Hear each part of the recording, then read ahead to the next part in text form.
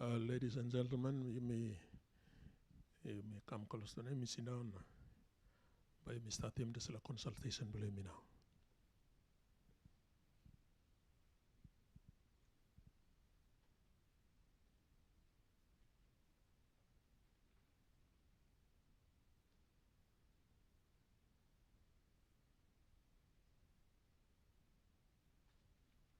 Make yourselves comfortable, and we'll start with our consultation with a word of prayer. You may come along, Papa God want them better. You may pray. Abba Father, you are omnipresent. You stop lo here, you stop long all the hap, lo display world. And believe me, because you talk me.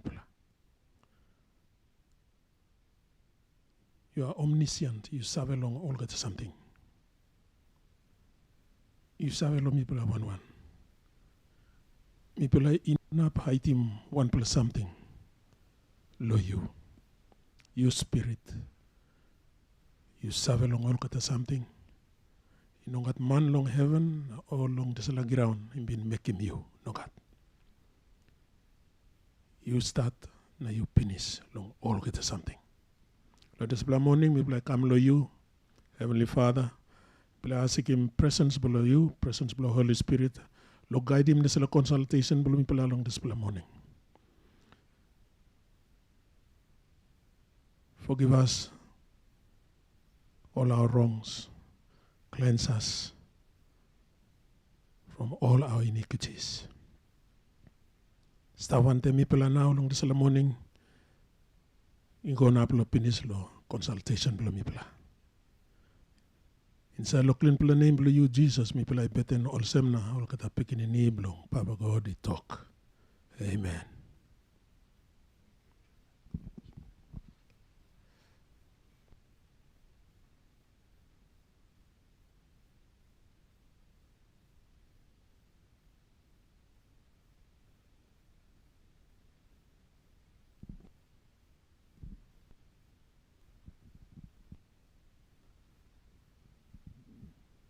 Morning lo you pala all kata. One pala time can me like greeting you pala all kata all participants. Come lang dasala consultation below Southern region lo country pala you me.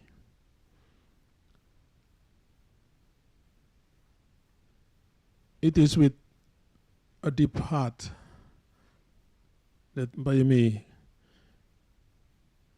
conduct him this consultation because one pula bokman halibim pula yumi lo naiti lusim life belongan a tragedy one time nar pula tu pula yumi talk sorry to lo late Martin work one time UN coordination long all kata work about belong this committee long consultation. He was with us. Now he lose finish. So sorry to sympathies to soul na condolences you go family belongan.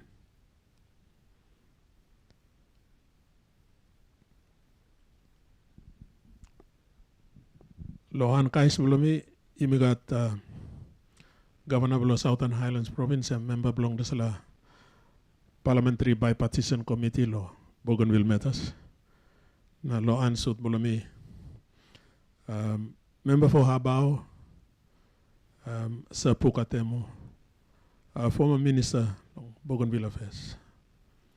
Mitripula constitute him long the sala time the sala committee conducting consultation. Introduction, we introduce him to all members of the committee. Thank you, Turu.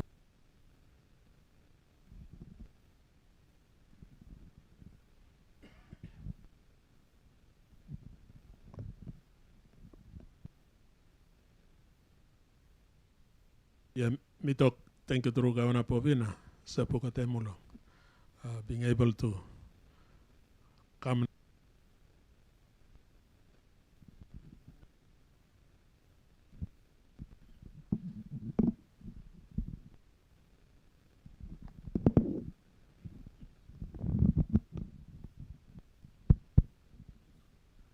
Sorry. Playing up these microphones, but that'll be all right. I think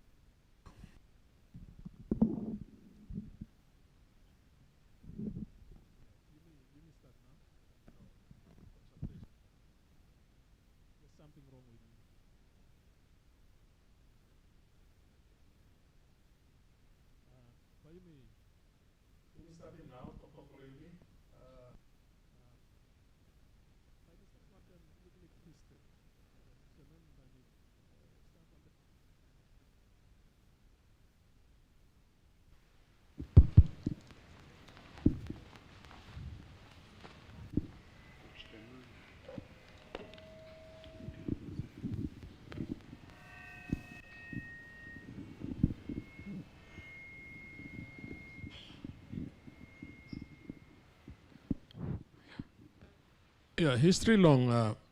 There's a long journey along Bougainville. Me no like take him up too much time because me like give him too low Governor Povi na sa Pukatemu by way of introduction by imply give him some like talk. Of course, some of you know the Bougainville issue all too well. Then me pala sampla. But all maki mi pala na all se mi pala talk. Lo history lo Bougainville you sabe. Kimi look ta so long all well throughout Papua New Guinea early settlers and behind all early explorers, all European explorers especially all come all Portuguese, Spanish na Dutch na all kan man blow outside all come looking place blow yumi. In 1767 to 1945.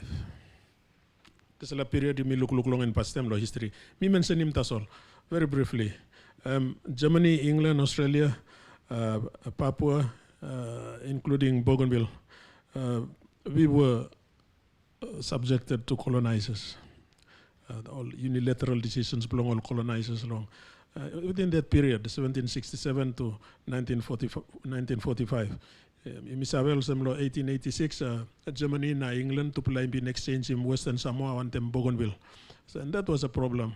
It caused some concern, especially among the Bougainvillians, where Germany exchanged Western Samoa for North Solomons, which was then in the hands of England. Big plus something also. This was done without the consent of the natives in these two territories. We call them all natives at that time. But now we may not call them all natives. We respect them. They're human beings. In 1905, a German permanent colonial post was set up in Kieta. So you may look in history below Bougainville. You may talk about Bougainville. There was a rapid expansion of plantations. In 1914, Australia took over as the colonial masters in Bougainville.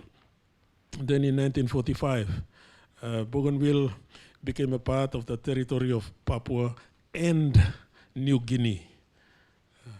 This is very important for us to note because time you me independent now. I see here, Central Province. Some of them were given the right to become Australian citizens. All Bougainvilleans know that. Then we have the pre-independence Papua New Guinea independence, 1945 to 1975, 30 years. You may very briefly just go through the history of Bougainville. 1960 or 1970, there was increased social, economic, and political acceleration towards independence. In 1968, Sir Paul Lapun called for a referendum. And then on the 21st of August 1975, Dr. John Momis and John Teosin, they petitioned the United Nations. This is for independence. Now, the 1st of September 1975, this was before independence in Misawe. That was the first unilateral declaration of independence by Bougainville. And then in 1975, in Misawe, 16 September, Papua New Guinea became independent. In 1976, Panguna copper mining agreement between Papua New Guinea and BCL signed. Why I mention this is because that was the cause of a lot of concern on the part of Bougainvillians. BCL, the mining in Panguna, the Panguna copper mine, was a major source of revenue and a focal point of tension, leading to the Bougainville conflict from November 1988 to the ceasefire in 1998, about 10 years.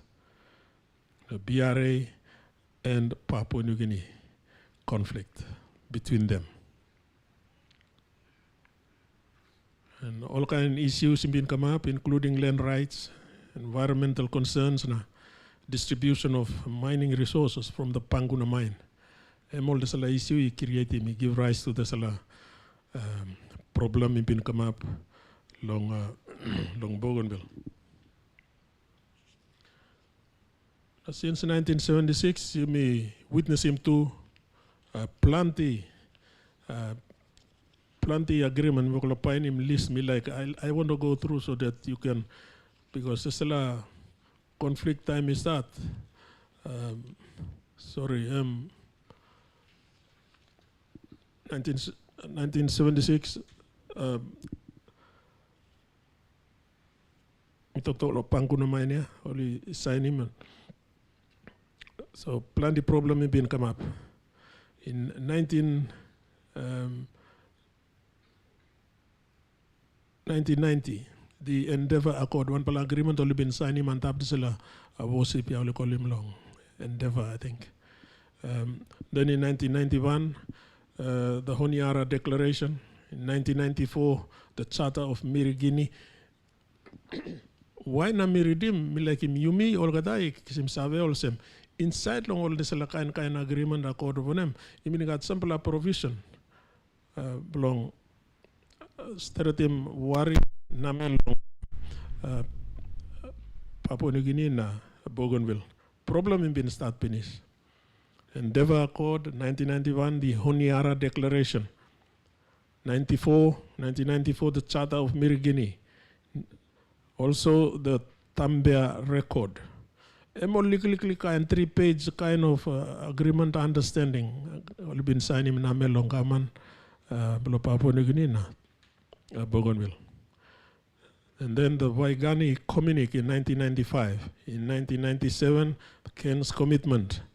In 1997 also, the Burnham Declaration and the Burnham Truce. In 1998, the Arawa Agreement. In 1999, the Hutjena Record. Also the Hutjena Minute. In 2000, the Gateway Communique. In 2001, the Rotokas Record, the Bougainville Peace Agreement Summary, Aims and Content, and then the Bougainville Peace Agreement. Me read him out a whole list. Belong all these agreements, na accord, na truths, na records or whatever, just to record the intentions of Tupula Gaman. Only interested long peace now. And I think the initiator was the late Joseph Kabui. I mean, he saw after the problem was just escalating, and he thought that the only way out was peace. And then the BRA, Toroama, and the others, they saw that yes, it was time to follow the road to peace, and that's what they did. And so the Bougainville Peace Agreement. And then from the Bougainville Peace Agreement, you may look in, there's some of the clauses in the agreement only inserting go inside law constitution below independent state of Papua New Guinea, and they formed part 14 of part 14 of the constitution of the independent state of Papua New Guinea. Now you got that there's a insertion of provisions from the peace agreement go inside law constitution made up about 74 sections of the constitution of the independent state of Papua New Guinea. 74 sections, and that's from section 276. You're going to upload section 349 of the Constitution of Papua New Guinea. So, the capture him, there's a lot talk below peace, it's up inside the Constitution. And one of them is there's a referendum result that it had to be ratified by Parliament. Inside law 342 law Constitution. So there's a lot now law you go inside long Constitution of the Independent State of Papua New Guinea, parts of the Bougainville Peace Agreement. Okay, now law. So I mean, like, I want us to understand that the Bougainville conflict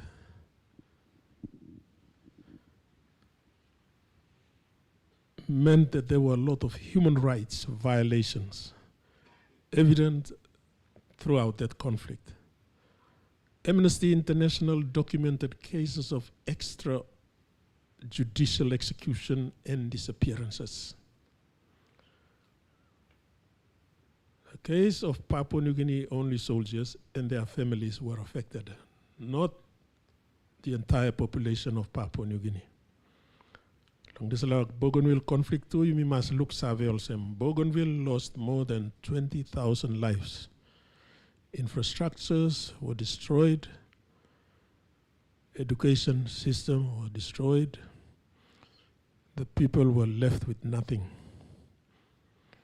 Bougainville leaders under the late Joseph Kabui, as I've said earlier, they took on the peace route. President Toroama and the other BRA leaders followed late Joseph Kabui because they felt that people needed to be given peace, freedom of movement, basic livelihood, etc. The last consultation at Kokopo, that we had recently, evidence was given by Bougainvillians that they were still divided, regardless of the peace process. Various factions, BRA resistance, Leitana and others, all involved. And along the peace process, a number of peace accords, as I've read out, were made. The sharp agreement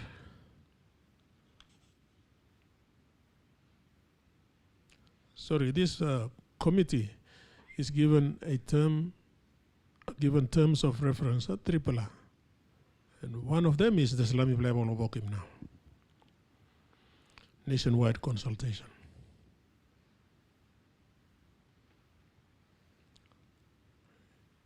You got Narapala Tupala. I'm just trying to look for the, excuse me. So that you might be able to give some of your opinion as to what this committee should do.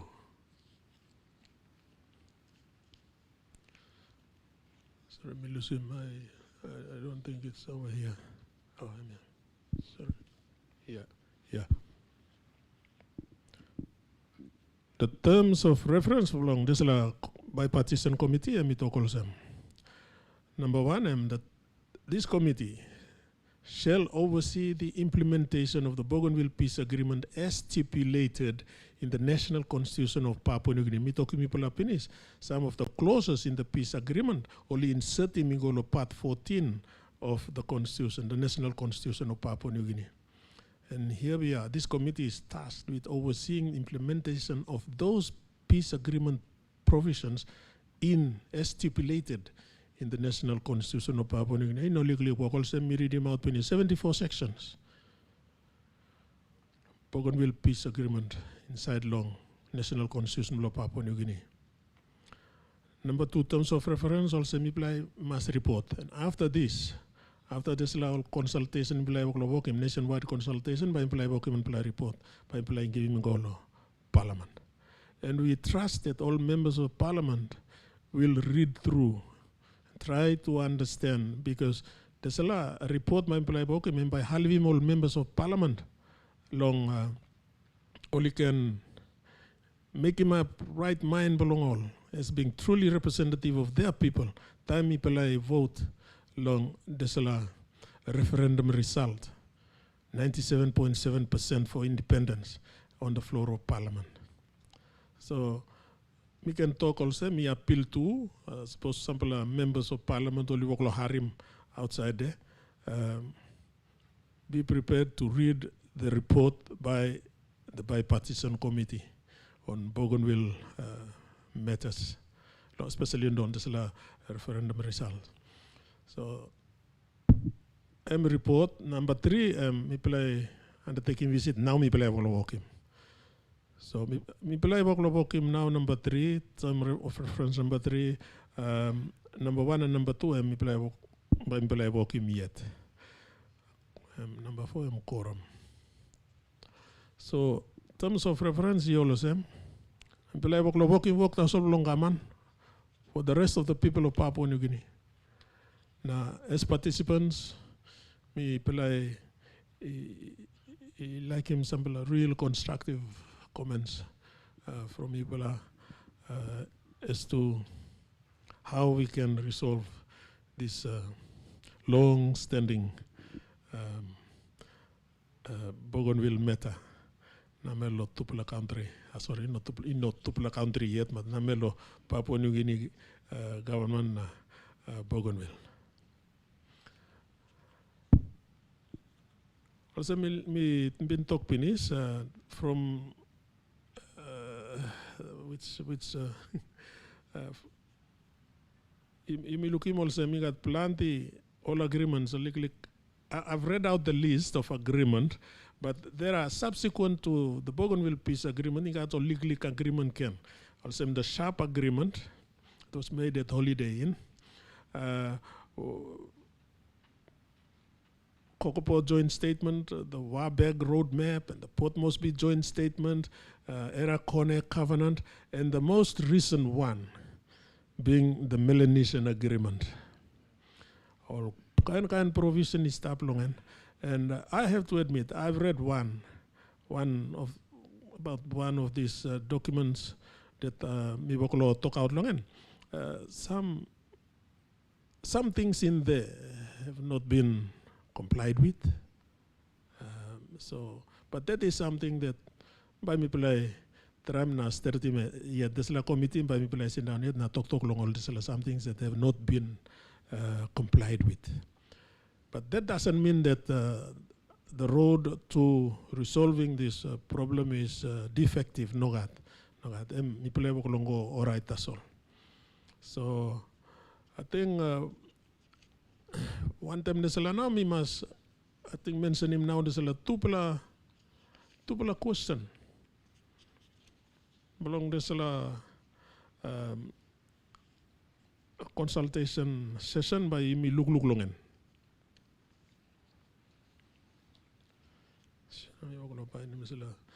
It's easier said than yes or no, but better already good. The guiding questions for this consultation. Number 1, if the Parliament decides to ratify the referendum result in favor of independence, how will we manage this process over what agreed period of time? Number 1, me read him that's all.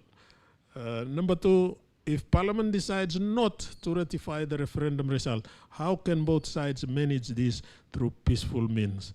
Now, although I want to say some more, by Milarim, Tupula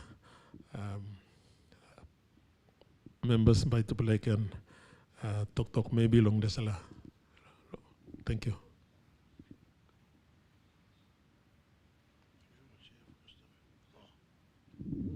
Well, thank you, Chairman, Sepuka, and our people who are present here, including the UN rep.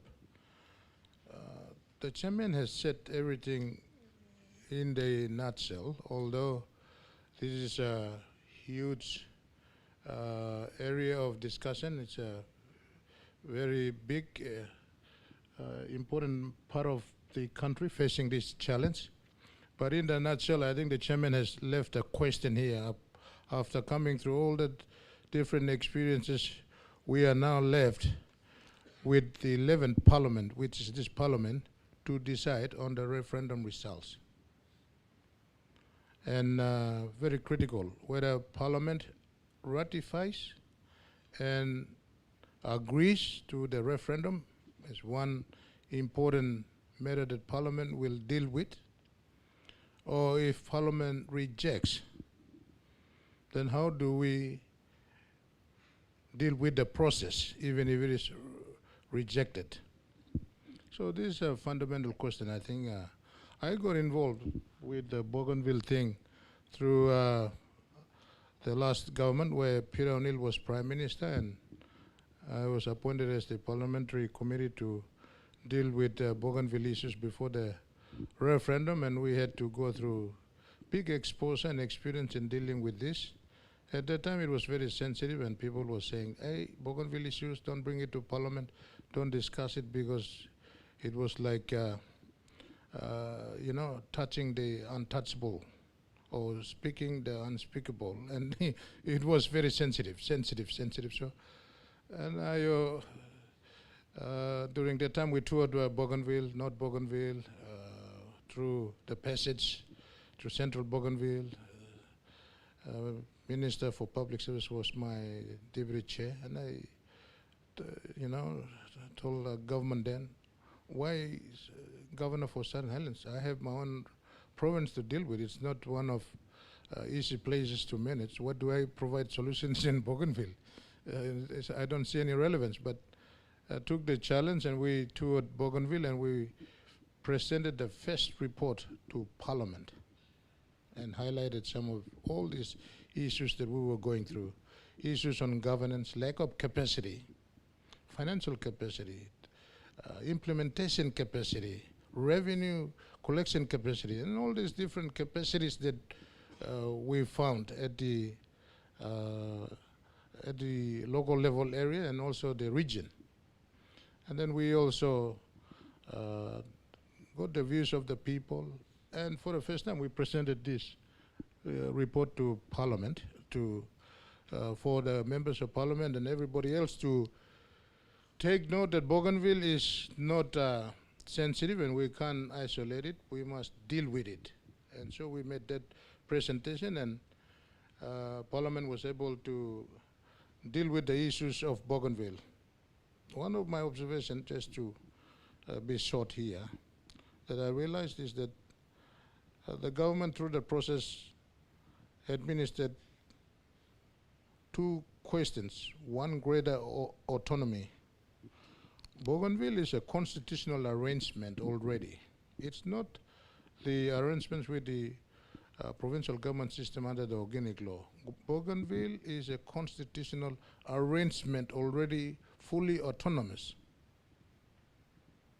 But when we say greater autonomy, what did the government meant when you administered greater autonomy?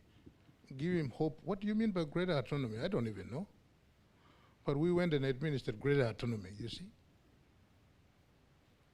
And then the Constitution also states it very clearly, no part of Papua New Guinea, right now as it is, will secede.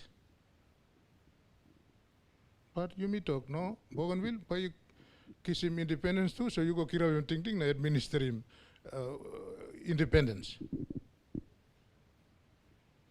So I realized that those two things not qualified in law, but we went and administered those two questions. And now the autonomous government of Bougainville and the national government will deal with the outcome of the referendum, where people talk, people like Brooke now talk independence.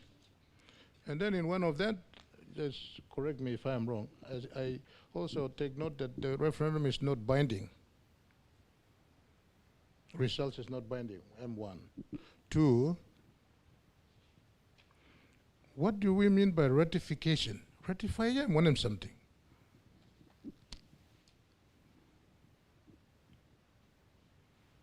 And so to cut the story short, we are now tasked with, because it is an important matter, parliamentary committee, Parliament set him, where Chairman, Honorable Dr. Alan Marat, Namibla staff, go find out long olga man meri lo country. Bougainville by go or no god. Meeting was a member of parliament. We can make this decision. We don't need to go out and consult with the people, but because it is important, Miblo go consult one democrat line now. So tupla main process me look him. Suppose you me talk all right, lo parliament. Then parliament one them ABG will agree on the process. Not until you talk all right and give independence tomorrow. If I get process, lo building capacity, look several or what are that agreed process. Are you looking at it in 30 years or 5 years or 15 years or this process and by another government by deal one time, government belong autonomous region, one time national government, they need to agree on the process of talk, yes, but at what time to take effect. And two, not a complex process. But if we say no, hypothetically, and by go stop lo this plus, or what will the autonomous government of Bougainville and PNG government, by you talk no na, stop lo here, or travel by Kirab Gen lo Bougainville, or what is it? The Melanesian process of revisiting, if it is a no, it may, like Chairman, you talk long, and it's not just a complete no, but we need to deal with it so that there is a win-win between the people of Bougainville and the people of Papua New Guinea. So that's, in my view, to cut it short, I think that is where we are, and Parliament will have to deal with this. Some think you blow. I'm important, no good me blow leaders overlook him. Some blow think me blow no look him. You speak your mind. We heard it from the people in the Highlands, in Goroka, long Momase and New Guinea Islands, which me not attending because maybe you got court case, but I think the committee has gone there. So it's important your views are taken on board. We are now at the junction where Parliament will have to deal with this. I think we can stop here also. Chairman, thank you. Thank you, Governor. Sapuka. Thank you, Chairman, Honorable Dr. Marat, and also a member of the committee, Honorable Governor Powi, and those of you who have attended the consultation program here at the State Function Room in Parliament, and also those of you who are listening out there through our media program, which is live. We also want you to participate, and we know that you are not here, but the process is, if you think of a very good idea, as per the 2 questions that the committee is now going around the country with, please do write to the Secretariat. The addresses are there, so your views can also be incorporated in the final report of the Bipartisan Parliamentary Committee. I just want to emphasize on 2 or 3 matters which is important for all of us to be mindful of. Through the JSB process, after the referendum was held in 2019, 2 governments have been consulting through the JSB process, and some of the agreements which the chairman has read out have part of those JSB process, which is part of the consultation process that the Constitution allowed for. And Parliament, in its wisdom, to continue the consultation process, which is authorized by our Constitution, the Bipartisan Committee was formed to continue and finalize the consultation process. That's the first point that I want to, because it's authorized by the Constitution, this consultation process. 1, through the JSB process, and now the Bipartisan Parliamentary Committee. The second point that I want to emphasize, which will be part of the process that we are managing, is that both governments agreed that the Parliament must make the decision during the 11th Parliament. We are in the 11th Parliament. We will go for the 12th Parliament when the writs are issued around April or May in 2027. So April or May, when the writs are issued for the 2027 election, that will be the 12th Parliament. Both governments has agreed, no, you cannot delay it to the 12th Parliament. This decision must be made in the 11th Parliament. We are now in November, and we got 2026 that year to process the decision by the Parliament. The reason being that under the Bougainville Peace Agreement, which was signed under the then late Senator Morato when he was Prime Minister in 2001, under that agreement, a couple of issues were clarified. One is that the referendum result, because it was non-binding, that means that when Bougainville voted for 97.7, it didn't mean that they would automatically become independent. That was a non-binding factor. 2019, they voted, 97.7 agreed for independence. They should have declared independence then. They didn't, no. Because the Bougainville Peace Agreement said, Parliament, the National Parliament of Papua New Guinea, has the final authority. So I want all of us to understand that peace agreement allowed and authorized the National Parliament of Papua New Guinea to make the final decision. And this is where we are now. Under the last agreement called the Melanesian Agreement, in June this year, when all our leaders went to New Zealand, they agreed that various reports, including the Bipartisan Parliamentary Committee's report, must be presented to the floor of Parliament as part of the ratification process. And so this committee has a very, very important role to play because Parliament will make its decision together with the Bipartisan Parliamentary Committee report. And therefore, we would want every citizen to have a say through this Bipartisan Parliamentary Committee consultation process. So I hope that is clear.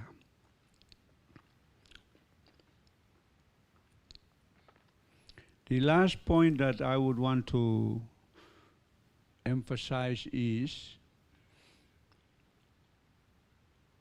that we, the committee, have decided to pose the two questions during our consultation process. But obviously, for those of you who are very well aware of the Bougainville issue, you can raise other issues related to the two questions that we have chosen to take on board as part of the consultation process.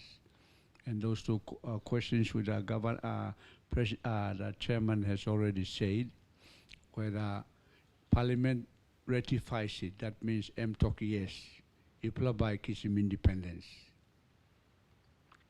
Then there is a thinking by the parliamentary committee that we need to, by Kisim Tasol, Nogato, that conversation must take place. Therefore, we are saying, how do we manage the parliamentary ratification towards independence?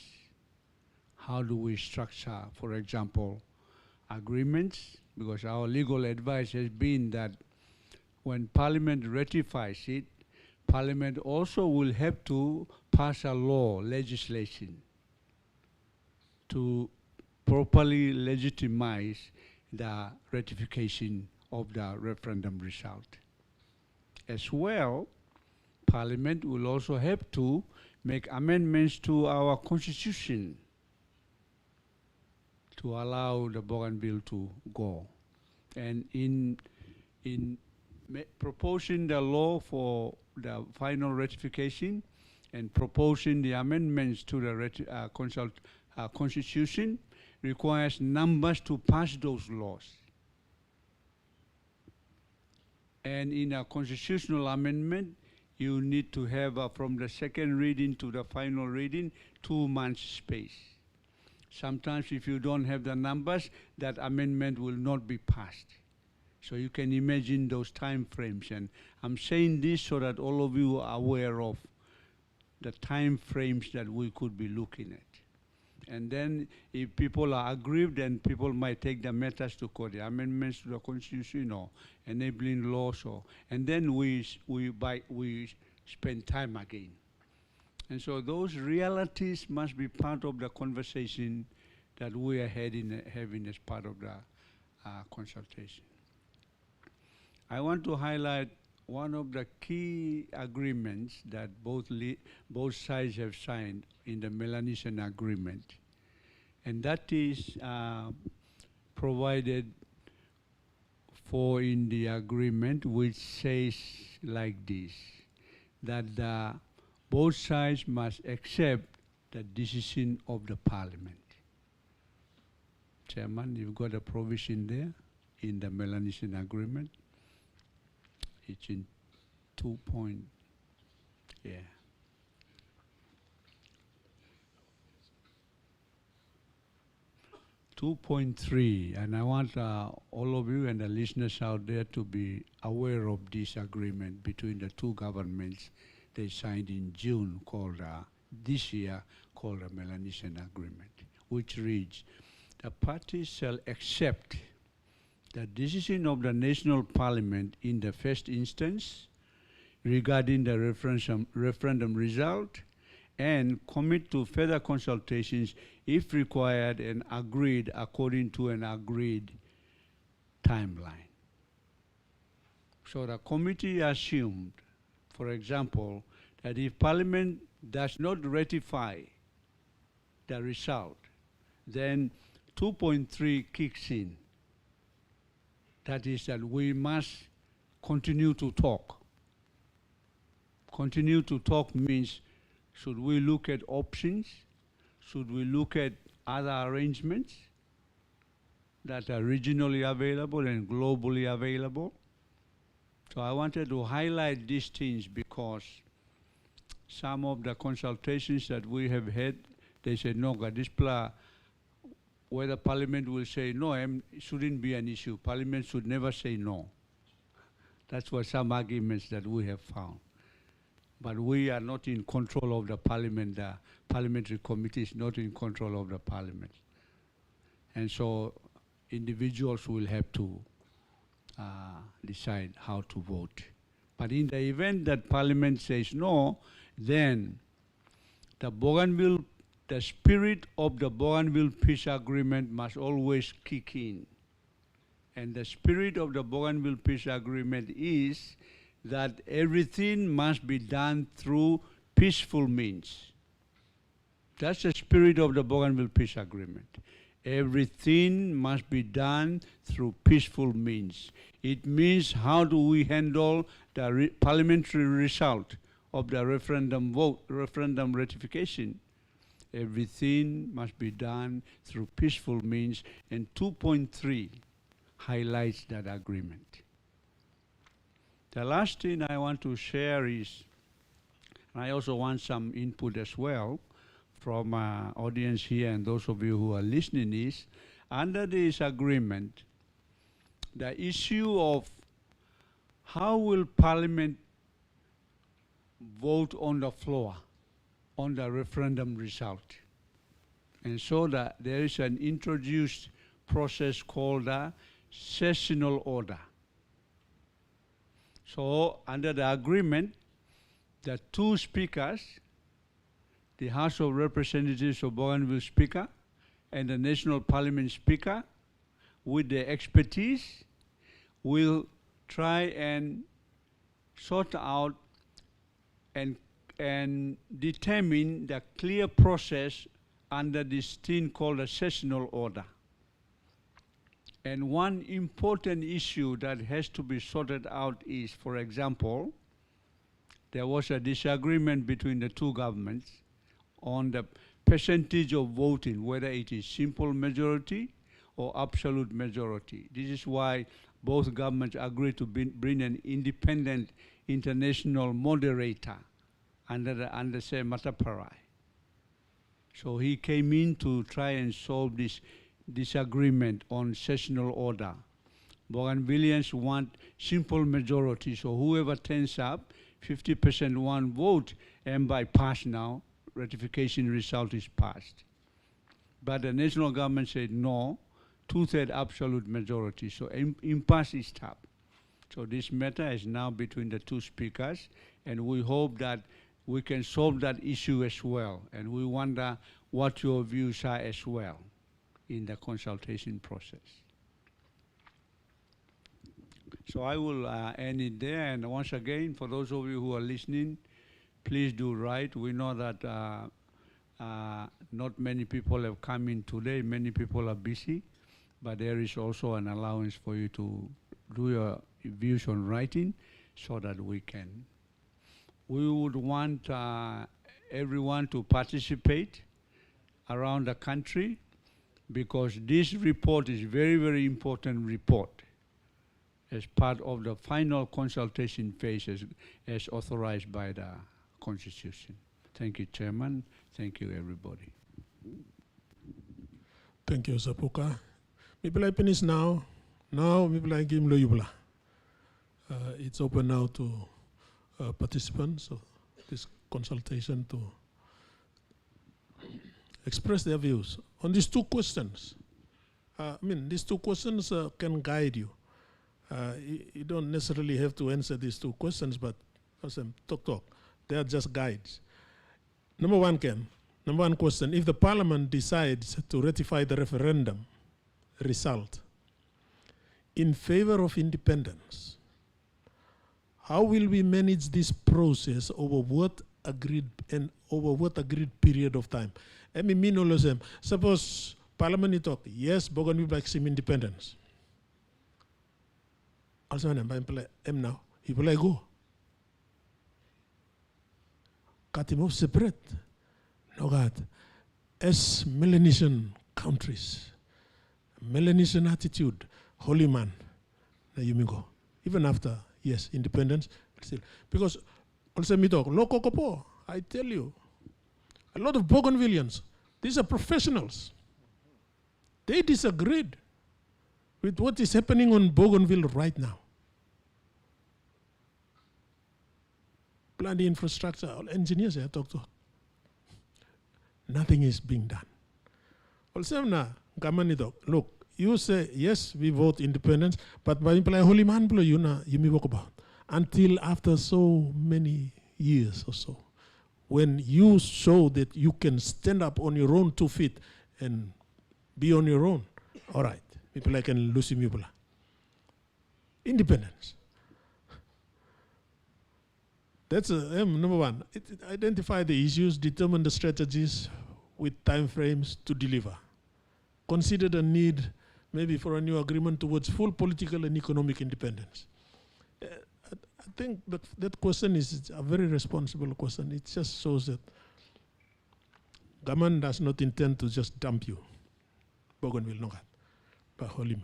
Yes, people agreed. Some said yes, people can walk about. But it's up to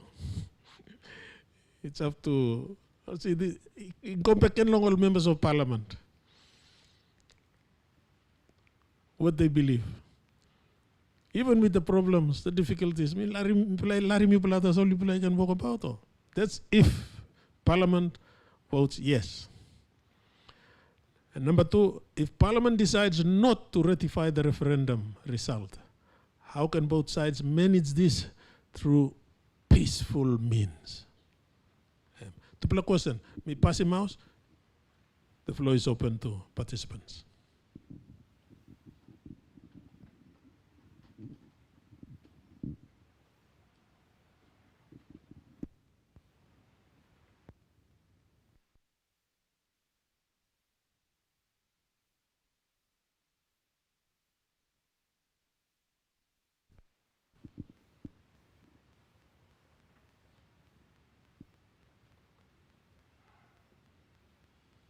Me play no like talk na. Me play got plan something lo talk long and along the meta. But it's time for consultation. You know, time for me triple lo talk.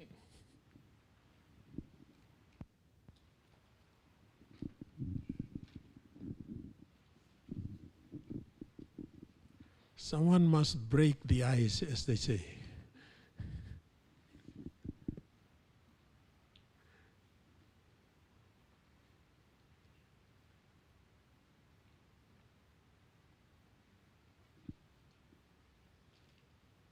You like talk? Me look at me also. Me you like make him some lot talk. Okay, give mic long.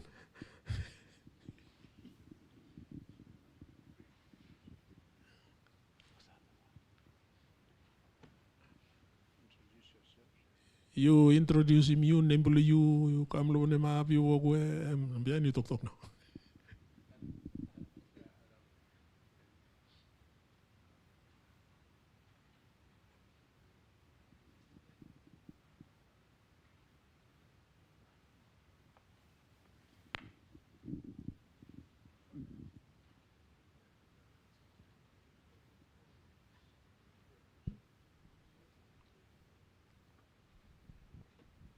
Thank you very much, committee. I've never lived in Bougainville. I'm Highlander. We live in the Highlands for nearly 40 years now, I think. For almost 40 years. Southern Highlands and Eastern Highlands. The crisis took place when I was in the Highlands. I was not there. But I also felt the crisis. Hostel Bougainvilleans, those of you who were on the ground, felt it in a different way.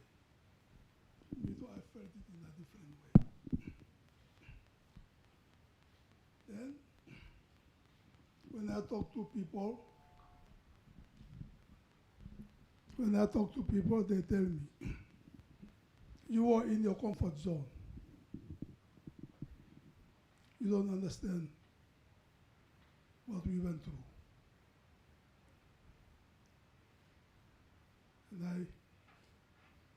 And I was transferred for 2 years to Buka before the peace agreement. Excuse me.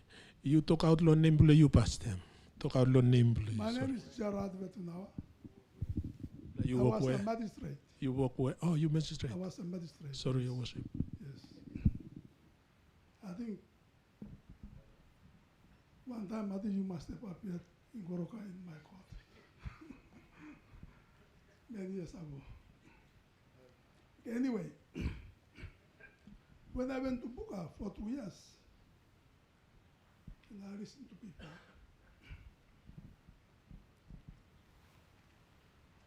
and I could have some understanding why people took whatever stand they took. So when this referendum came, the result was almost 100%. For a reasonable person, I'm thinking, how come I want that too much? There must be something. Like the teacher in the classroom, huh? Somebody, a student who scores 90%, 100%, will click the mind of the teacher. And the teacher will try to find out if the score is for the first time.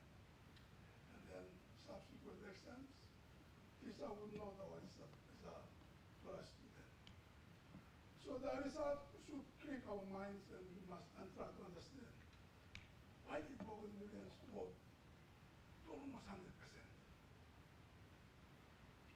I asked myself this question. And I tried to analyze. So I think this is what we need to do. We try and understand why now Bougainville only vote almost 100%. What made them to be like this? For many years, try to analyze and understand what Bougainvilleans were going through.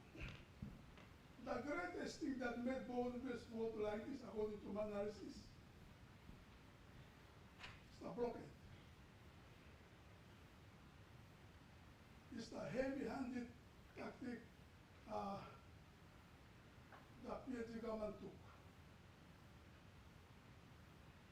That's one of the most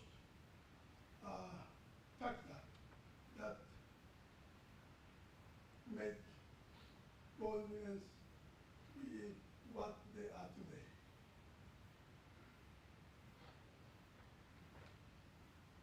Not many, I mean, independence is an academic issue. Not everybody in Tom, Dick, and Harry know, everywhere, know what independence means. Everywhere, not only one, everywhere. So there must be something else that has caused this high score in the referendum. The amendment factors. One is the blockade. The heavy-handed tactic the PhD government applied. Bougainvilleans cannot forget it. It's like if you mistreat somebody, you don't know that I'm on you, and I go. And I don't know it. The second point I want to make is this. There are two categories of laws in human society: positive law and natural law. Natural law and law for the working. Positive law is any man-made law, including the Constitution of Papua New Guinea. The Constitution did not write itself. It was written by man. It is a positive law. It is subject to change. It can be suspended. It can be abrogated. You see, it can be dismissed because it's a man-made law. So the Constitution function is to solve problems. Is to serve the human society. That's one of its functions, is to solve the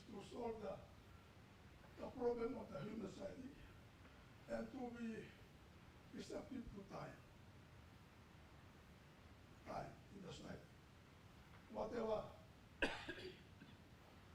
through the times, if there's whatever problem, Constitution must solve it. It's a man-made law.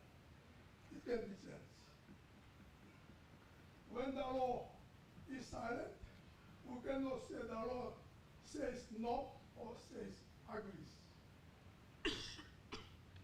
I think the Constitution of Papua New Guinea must be silent or says no. Yeah, so we cannot say it doesn't say it prohibits. No. When the law is silent, it is silent. And not talk both ways. So the Constitution can be changed to cater for the solution of the Bougainville problem. Thank you.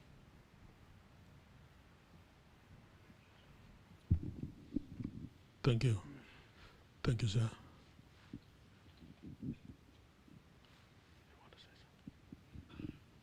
Thank you for your comments, but I just want to pose you the two questions on your views on the two questions.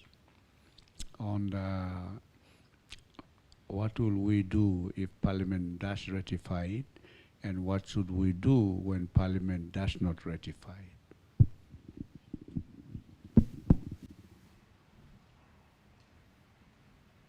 Okay, on the first situation,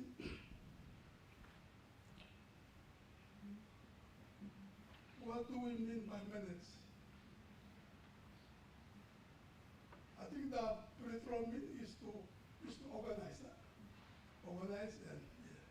So if it means that, it's simple. Amend the Constitution.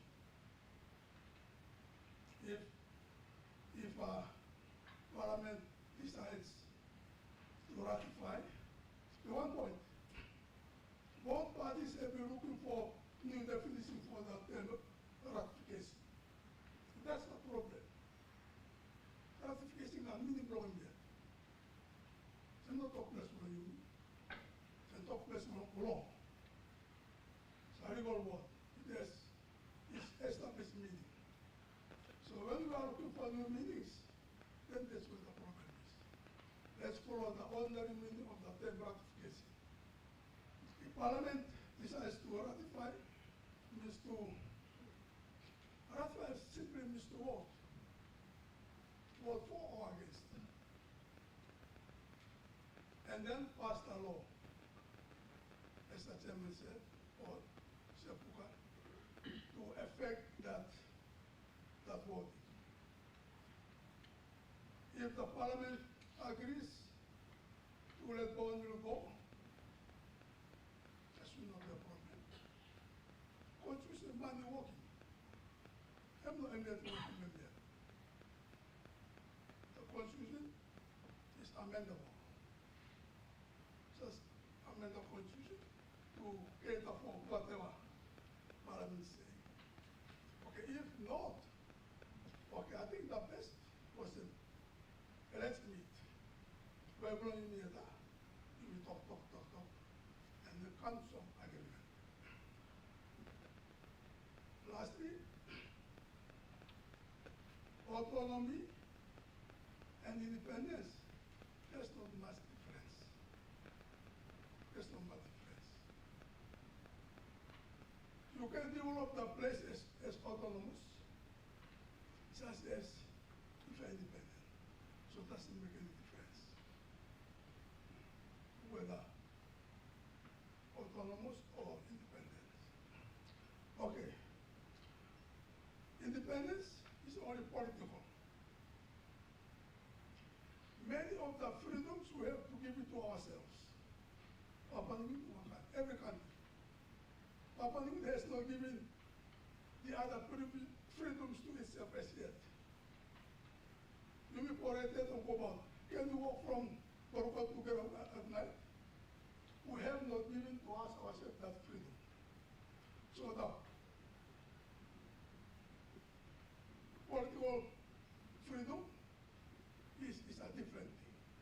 Well, now freedom, but you give it to me yet. We have to give it to ourselves. All the freedoms. Political freedom is only one. Other freedoms, we have to give it to ourselves. Have we given many other freedoms to ourselves? You mean, ask ourselves. So, that's what I mean. Autonomy, the operation of the government in developing the place is just the same as operation of the government and developing the place as independent. So not much difference. The only difference is the political side. Thank you very much.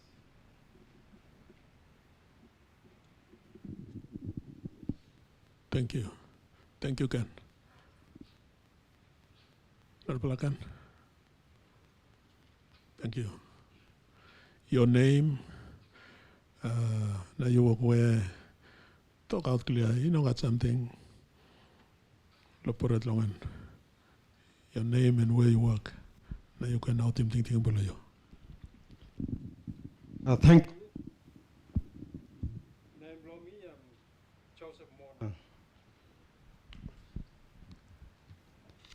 I was the former Minister for Technical Service in the ABG until the election, so now I'm out. Firstly, we like thank him, Parliamentary Committee, the Chairman, Dr. Marat, the Member, Governor William Powie, Member of the Committee, Sepp Pukatemu. I'm good by history you behind him. Because I'm Bougainville issue, it's the history. I also just want to go through it a bit, and because a lot of people, they don't know the history of Bougainville.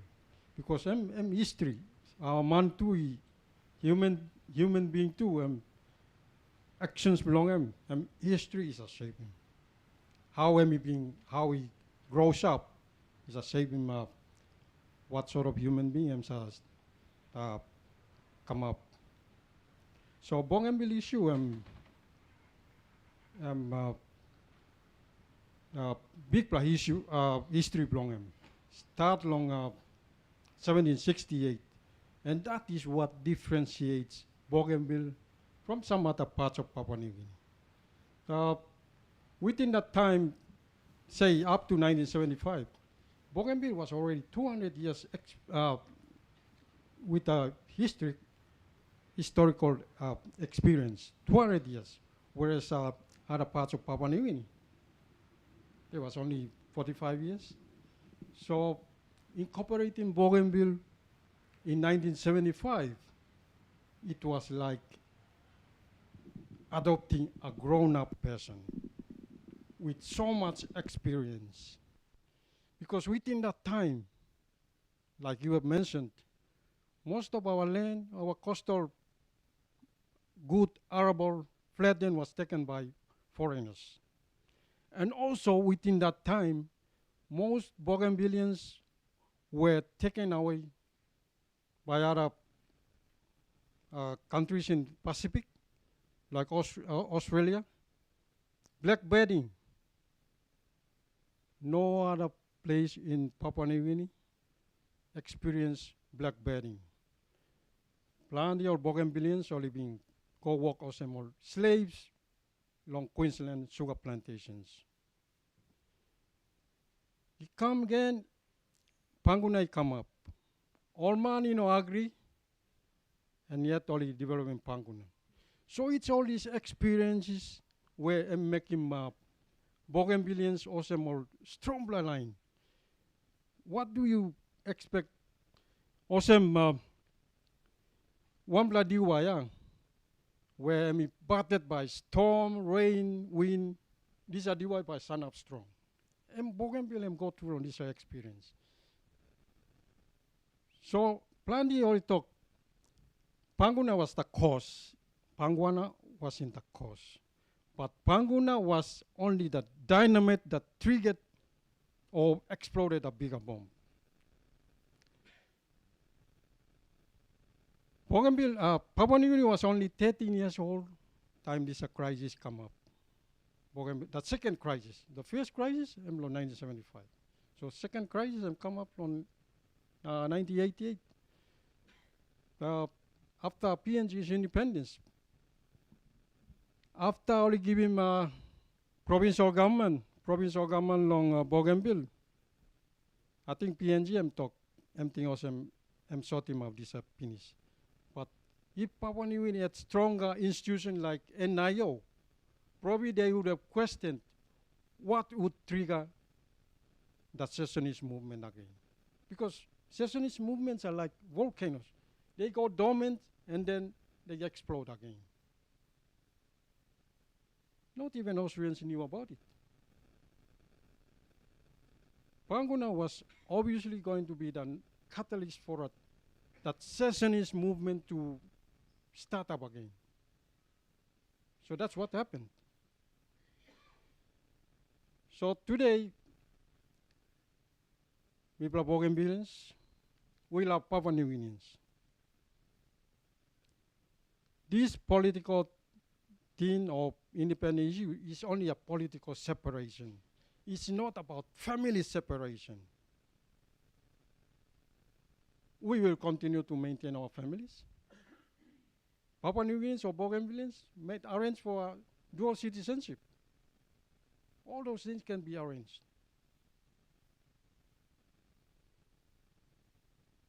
So our future, the way we are thinking is, we want to have forge a good future where Papua New Guinea and Bougainville can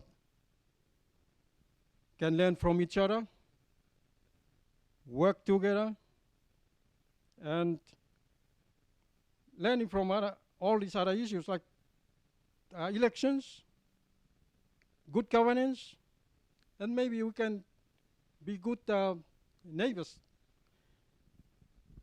The sort of relationship that Malaysia and Singapore established could be established in Bougainville and Papua New Guinea. So with the question, first question, what if Parliament ratifies? The ratification issue is not the first issue in Papua New Guinea. There are other ratifications that happen everywhere in the world. Maybe we can copy them. What about the ratification of the East Timor case? How did they do it? I think in the East Timor case, there was a Parliament Select Committee was set up that ratified the independence vote for the East Timorese. The word ratification clearly states that ratification means to approve, to say yes.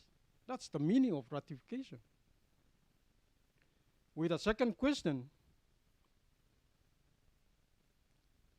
what if Parliament says no? Is that a solution? If there is a vote in Parliament, a vote on top of a vote,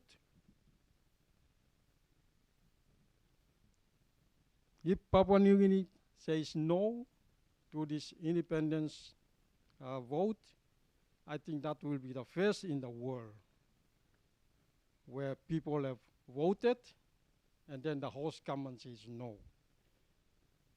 In Catalonia, Spain said no because it was a unilateral referendum. In Canada, the people voted and they said no. But in this case, Bougainvilleans have voted.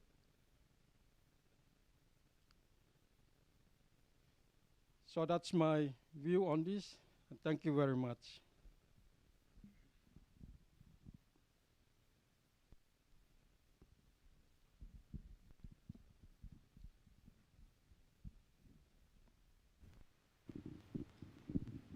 Thank you very much for your views.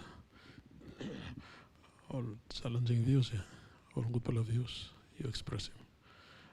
In fact, a speaker in Leh, when we conducted our consultation there, got up and asked the panel, asked the members of the committee,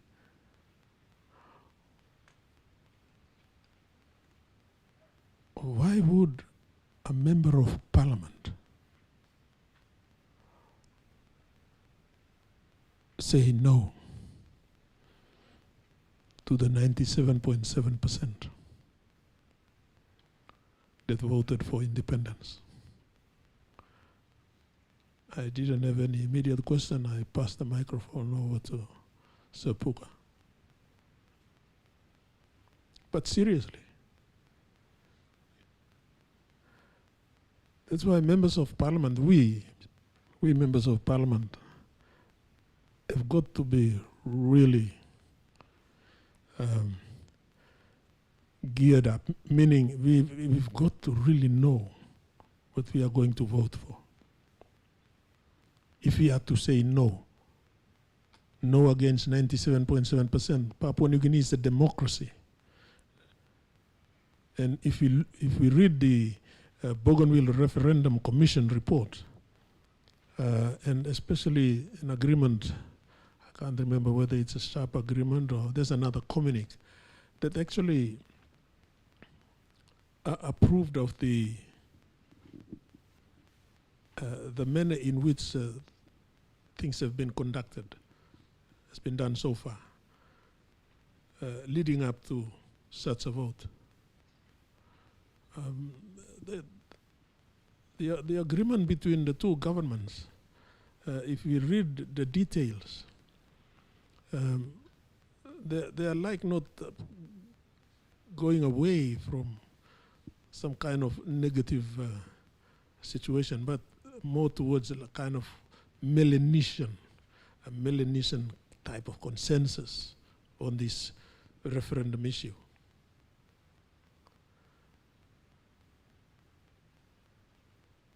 And in it long there's a lot new the more recent Melanesian agreement that Puka referred to not long ago. It talked on this sessional order. In fact, the parties have agreed. I'll just read 1.5, clause 1.5 along this Melanesian agreement. The parties have agreed to the following. And then it comes to 1.5 and I talk. The parties agree that the process for bringing the referendum results to the National Parliament, this 11th National Parliament, it has to be, will be by way of a sessional order as determined by the National Parliament. The two speakers would have to determine this. The sessional order will be recommended, yes, by the speakers of both the National Parliament and the Bougainville House of Representatives. A sessional order is a temporary rule. You have many sessional orders. They are then temporary rules of the Parliament. Parliament has permanent standing orders. Those are the rules that govern proceedings in the National Parliament. They call them standing orders. But sessional orders will be temporary rules to be crafted by both speakers. That's what the agreement is saying. The Speaker of National Parliament and the Speaker of the Bougainville House of Representatives. They will craft the terms of this sessional order and they modify. As well as sessional orders, they modify or replace in certain standing orders. So if certain standing orders are that for constitutional matters, maybe like this referendum result, it has to be by absolute 2/3 majority. This agreement, the Melanesian agreement, paves the way for the two speakers maybe to draft sessional orders. They've agreed.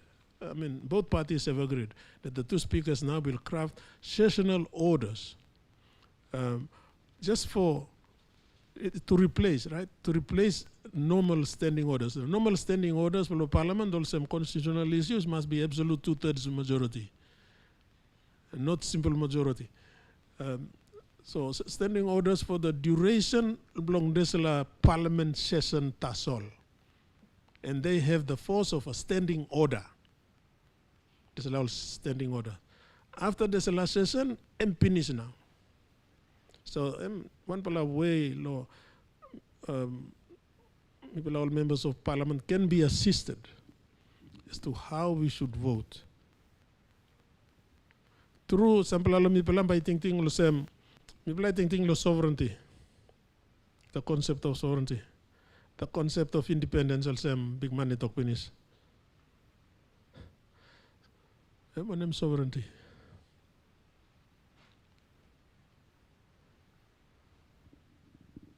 Personally, there is no pure sovereignty in the world today. All sovereignty are interdependent sovereignty. You can talk, you Papua New Guinea, you sovereign state. No. Sovereign, independent. Now, why na you crafting all kind agreement, kisim money can loan narapala country na. When I'm kind independence. Suppose you me independent true. Inung katalivim lo narapala country kam lo you me. Suppose you me sovereign nation true. Narapala country no can dictate lo you me. America now dictates to Israel.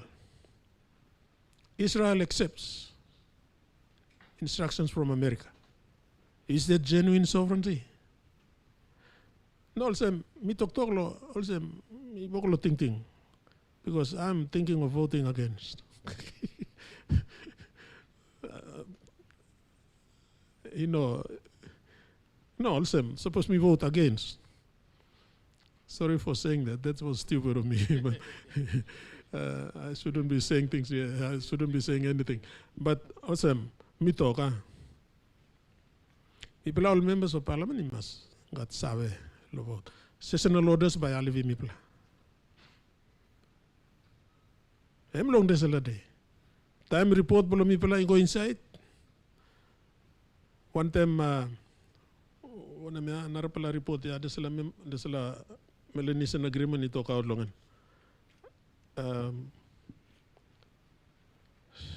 Joint consult. 2.2 the results of the Bougainville referendum and the joint consultation report will be taken to the 11th National Parliament immediately after the Bipartisan Committee, the committee, has completed its work in line with its terms of reference. All right, all members of Parliament, number vote long. I'll use him now, sessional orders. That's what this agreement is saying.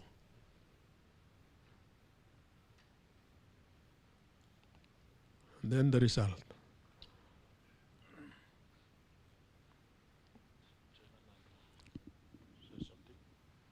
Okay, me give him now law.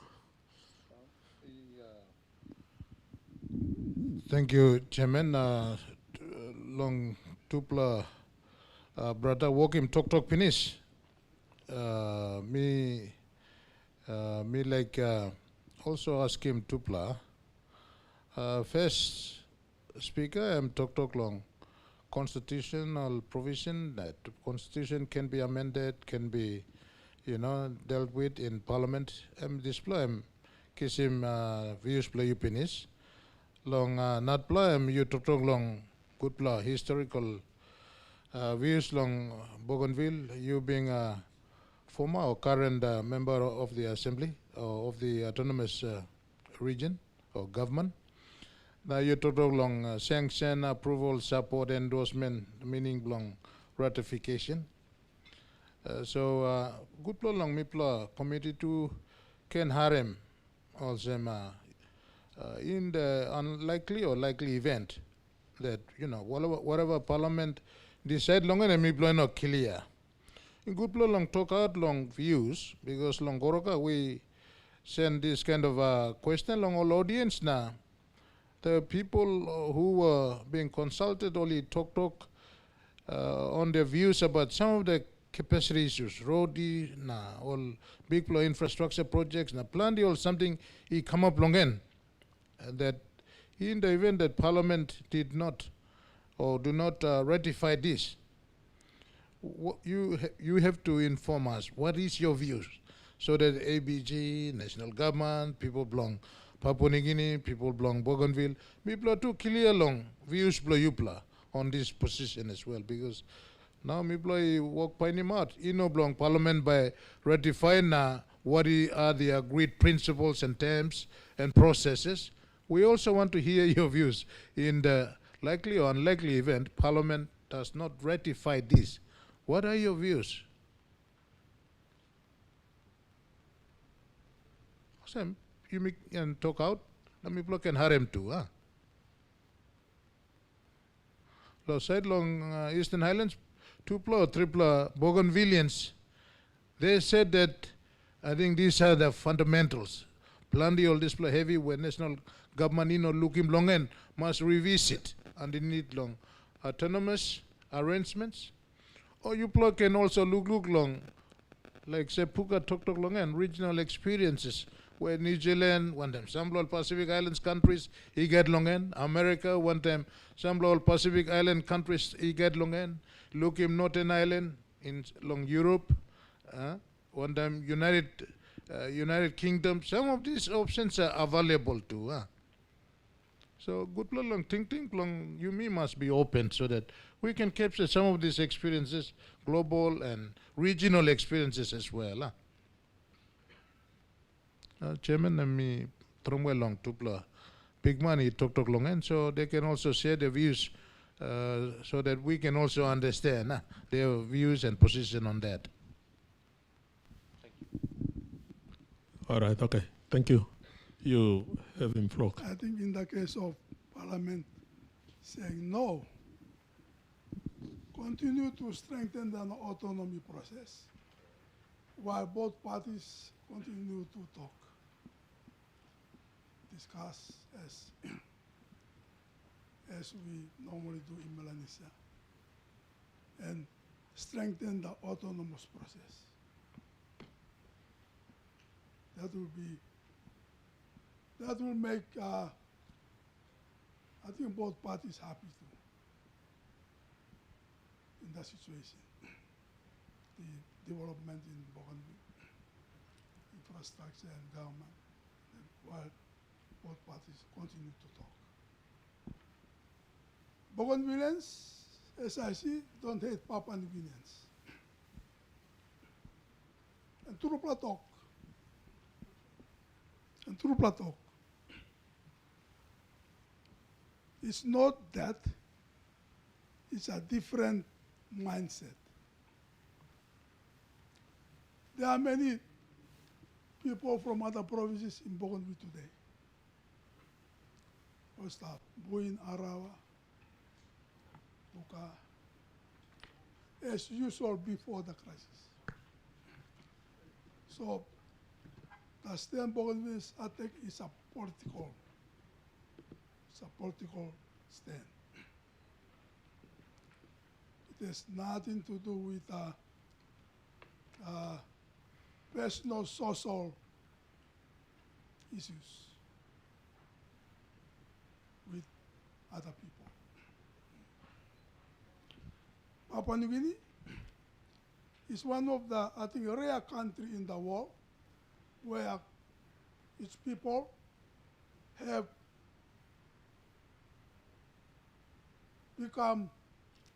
acquired a mentality of becoming one. And thinking wrongly. Different from other countries in the world. We have learned to be one people despite the Bougainville crisis that took place.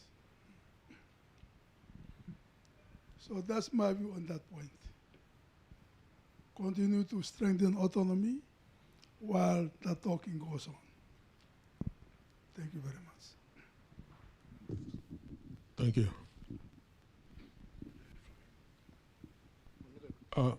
Yeah, Longanto.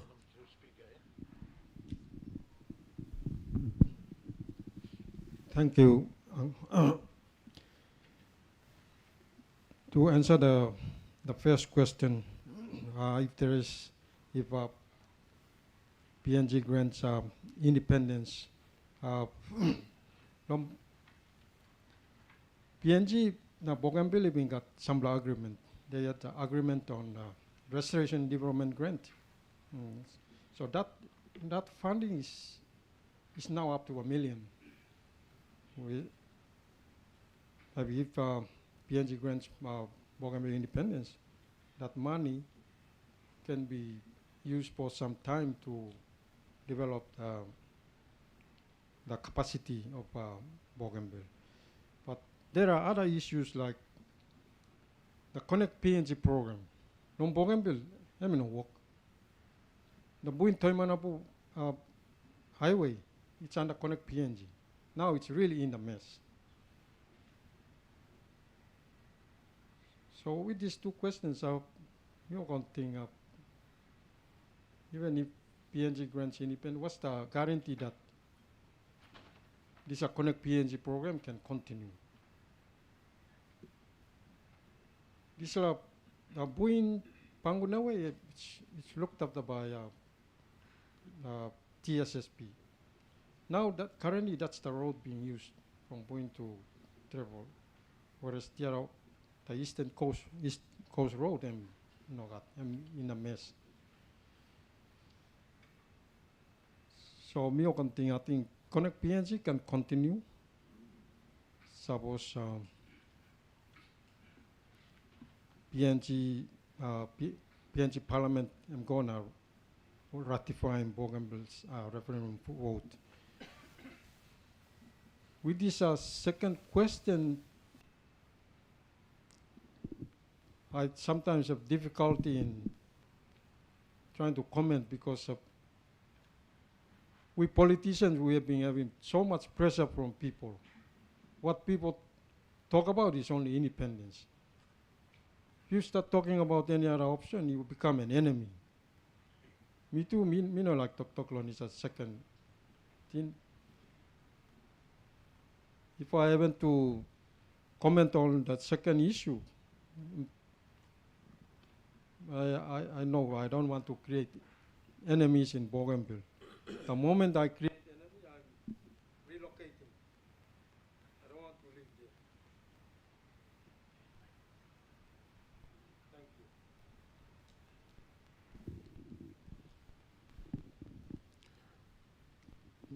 you. By me reading ken two questions, by you ken harim gotna. Number one, if the parliament decides to ratify the referendum result, that is 97.7%, meaning separate independence. If parliament says yes to it, how will we as a country manage this process and over what agreed period of time? Suppose me talk yes. Also me explain in Finnish. Me go straight to number 2 question. If parliament decides not to ratify the referendum result, how can both sides manage this through peaceful means? Questions along this number 2. Number 2 question, you got something in me thinking long and what options? On the second question, if you say no, what options can be considered and over what period of time? Number 2, the parliament must clearly articulate the reasons for not ratifying the referendum result and clearly articulate the way forward to avoid further conflict amongst Bougainvilleans and with the national government. If it says no, if the members of parliament vote no, it's easy to say parliament, but it means members of parliament. Number 3 point long, tingin long this number 2 question. What preventive measures should first be considered before parliament is asked to make the final decision? All kind of side question long. Number 2 main question here. That is if members of parliament say no to independence for Bougainville. These are serious questions. Like nem tupula Bougainvilleans sole I bokula tok na ibula sambla lo narbula hablo country bula yumi ibula no tok. Yeah, one. Oh, you've already voted. Yeah, okay, thank you. Name bula yuna you walk away. Name bula me Noah Ariku. Me explain the defense for solde. Ni was my patron the first landed in our town, February 14, 1993.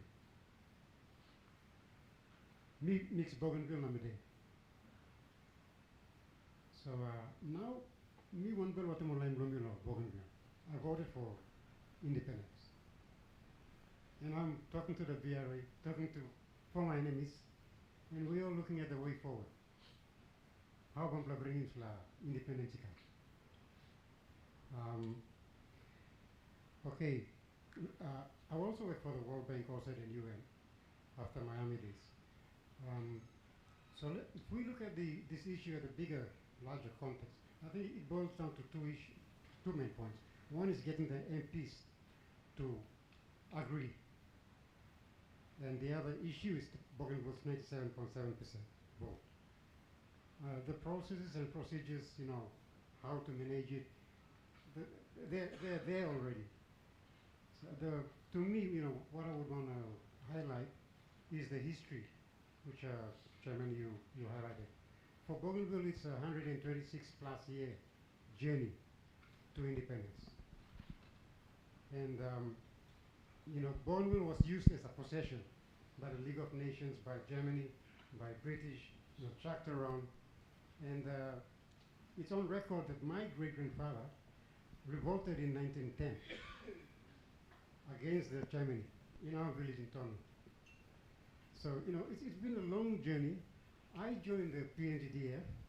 I was a young man, not fully, aware of the issues.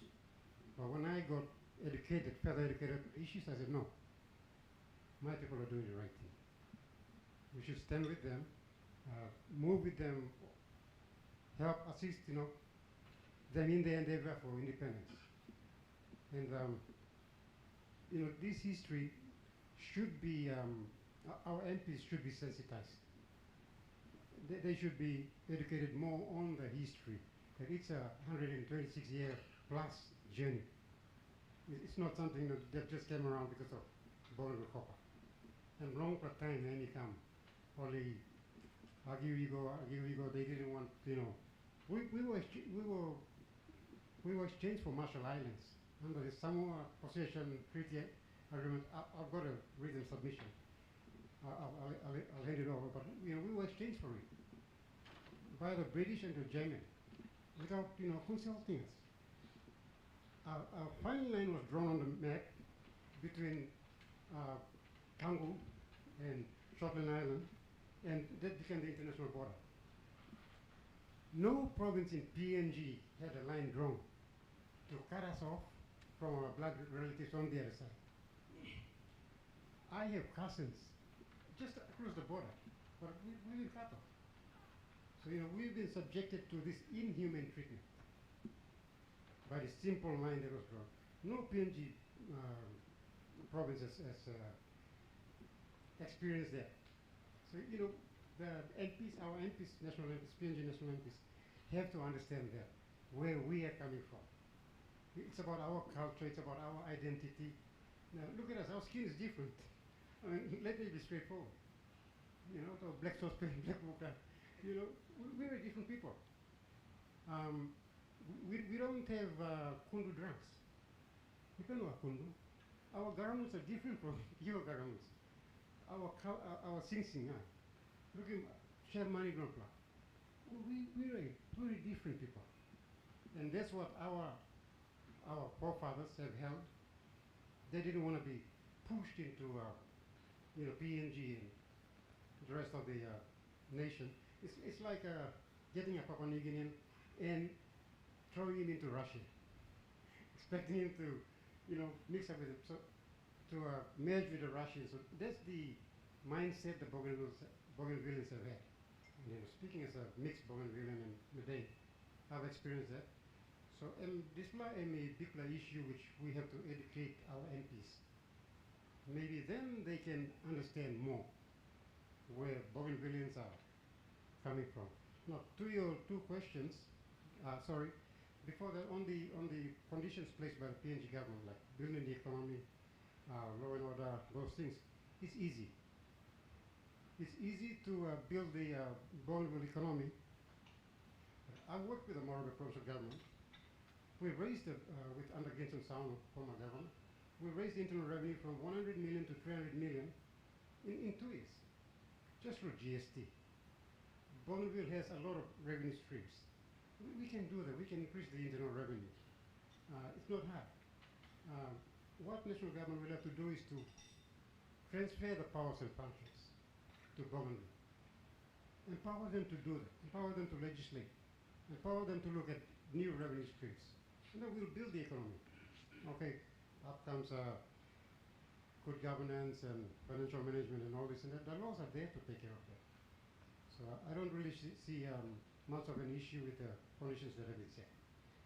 Coming to the two questions, okay, if Parliament ratifies the results of the referendum, then okay, fine, we can take 10 years, 15 years, or maybe no more than 15 years, but we have to go through the process. So long as Parliament says yes, I'm sure Bougainvilleans will understand. We have to go through the process. One Parliament sitting in 1 year cannot practically go through the whole process to have a let Bougainville go. So the process is there. If Parliament says no, then I don't want to create any problems on Bougainville, but what I would say is give Bougainville the biggest chunk of the national budget. Okay? We're saying no, but we're going to give you the biggest chunk of the national budget because you've bankrolled PNG all this time. You've bankrolled Cairns, Townsville, everywhere, and you are still living in jungle. So we're saying no, but we will give you the biggest chunk, and we will revisit the referendum results in maybe 10 years' time or something. Thank you very much.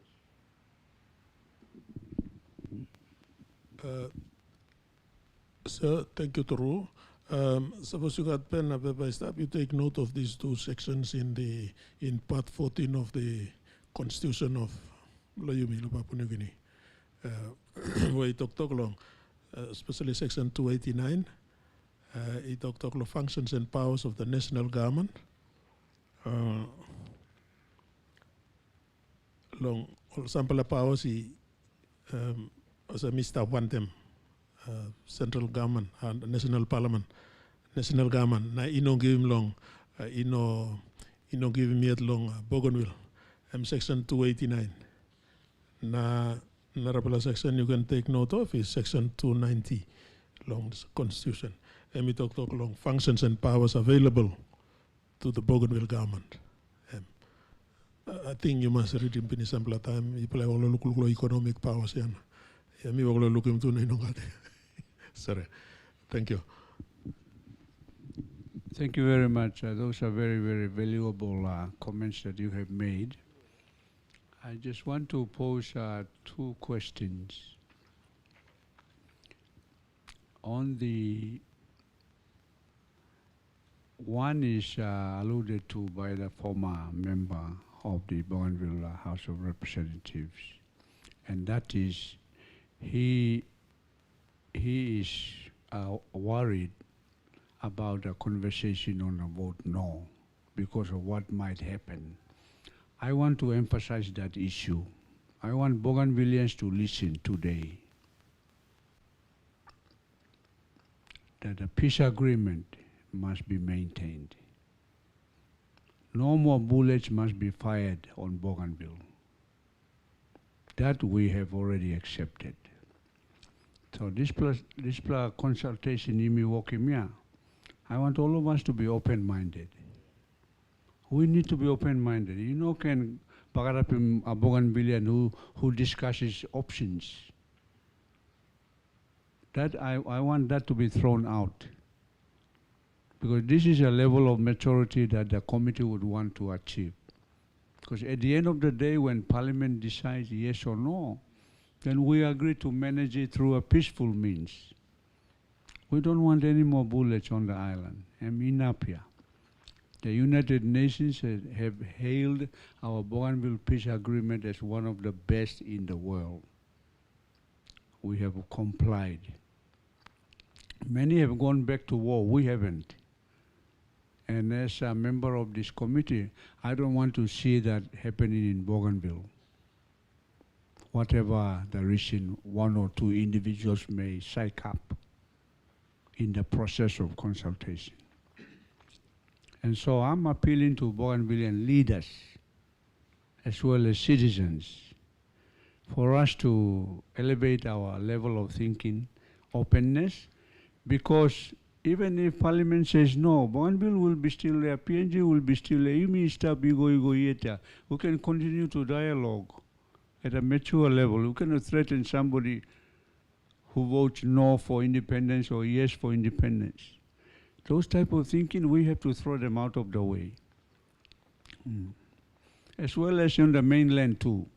If Parliament says yes, well, we have to treat Bougainvilleans the same as all of us.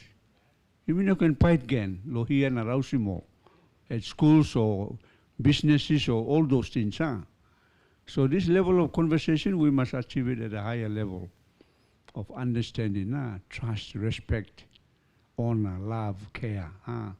Those are time-tested values that stand forever and ever. And so that's my appeal at this stage. There's also quite a bit of split on Bougainville too. And so we also have to sort that out too. So Bougainvilleans, we have to go back and appease ourselves as well. For example, time, more land, no vote. And so we have to now, in this process, now that the new members of the Bougainville House of Representatives are in, we also have to do our work on the island as well, preparing for independence, preparing for whatever the result it is. The question that that you responded to on if Bougainville, if we say yes, how long will the PNG government continue to have a relationship? We've had 50 years of relationship with Australia, and they're still going on. And so nominating 5 years or 10 years to me doesn't make sense. Anyway, we were a colony. Bougainville is not a colony anyway. It's part of Papua New Guinea, and it's still Papua New Guinea. So I want to I introduce a concept in Rabaul. I think we should talk about a perpetual relationship, unending, at independence. Because it doesn't make sense we say 10 years na Yuplagoya. I'm speaking as a Bougainvillean, but I'm a central man married to a Bougainvillean under the Constitution. I'm a Bougainvillean. Like you from Medan, you are a Bougainvillean. Yeah. And so this concept of perpetual relationship really, to me, is the way to go, because no island is no country is an island on its own. We are a global family, even at a global level. The UN is the epitome of the global thinking. And so I want a conversation from some of you who are listening, and some of you this are here. I think the concept of a perpetual relationship is the way to go for us in Bougainville when Parliament says yes. We shouldn't put a timeline. Restoration Development Grant is there, but we may have under this relationship towards full independence relationship, we have another grant type, a development grant that goes straight to Bougainville House of Representatives, and you create a budget without Waigani saying anything to it. Or it's a program support like Australia does to us, program support or budget support. Those instruments are available which can be worked on when the time comes. But I want to end by re-echoing my view. I want us to be open about these two questions. I don't want to hear again a Bougainvillean to be threatened when they're talking about, no, we can do this and this if the vote is no. That's my message to this morning. Thank you.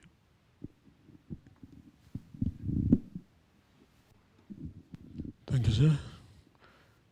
Any more contributions?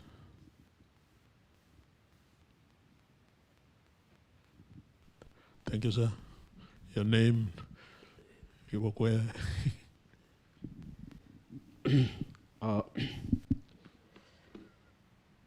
Thank you, members of the Bipartisan Parliamentary Committee on Bougainville Matters. My name is Joel Nawa. I'm a lecturer at the University of Papua New Guinea.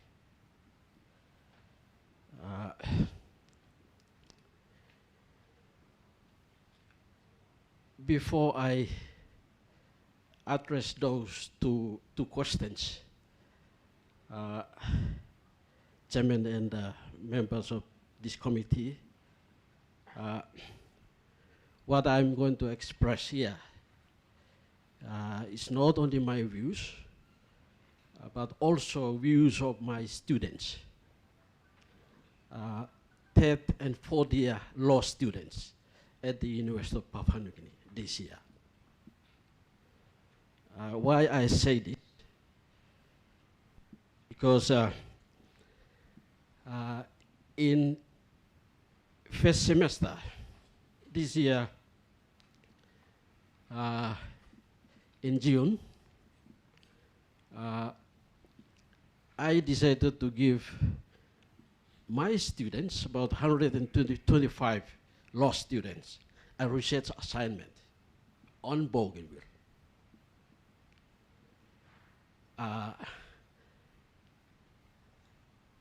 I teach international law at UPNG. So these are international law students. So I gave them a research question. the question is that was put in as a research assignment is whether they would advise the government of Papua New Guinea to ratify the referendum results or no. So the question is same as, you know, the first question. So the results that I, you know, after collecting the assignments, I looked at their responses, their, you know, their paper. And the question came out of a, you know, two concepts under international law that the students needed to explain and to discuss on.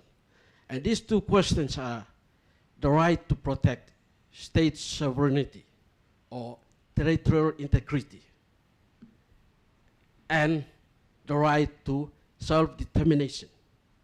So all sumatin sindaw na only research lo tupla. Now only time lo apply case lo Bougainville. Now they did a very intensive research. Research. Now only international conventions giving effect law right to self-determination. For example, under the International Covenant on Civil and Political Rights Treaty, International Covenant on Cultural, Social and Economic Rights, Lugu Tulo UN Charter, na honorable human rights treaties. Now, same to do with the right to protect state sovereignty or local law or relevant treaties too. Okay, the UN Charter to talk to law, state sovereignty. So only working big research law addressing this question. So time you look law all, papers law all. Me looking more same.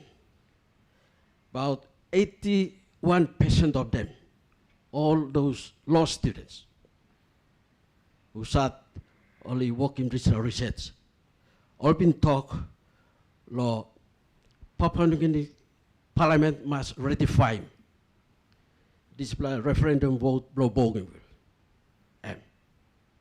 Only about 19% already talk knock at law ratification. All right. Long online only about the majority of Sadi talk law ratify referendum vote. Only addressing to all similar issues, experiences ikamablo narabla wall. Okay, for example, case law Canada na Quebec,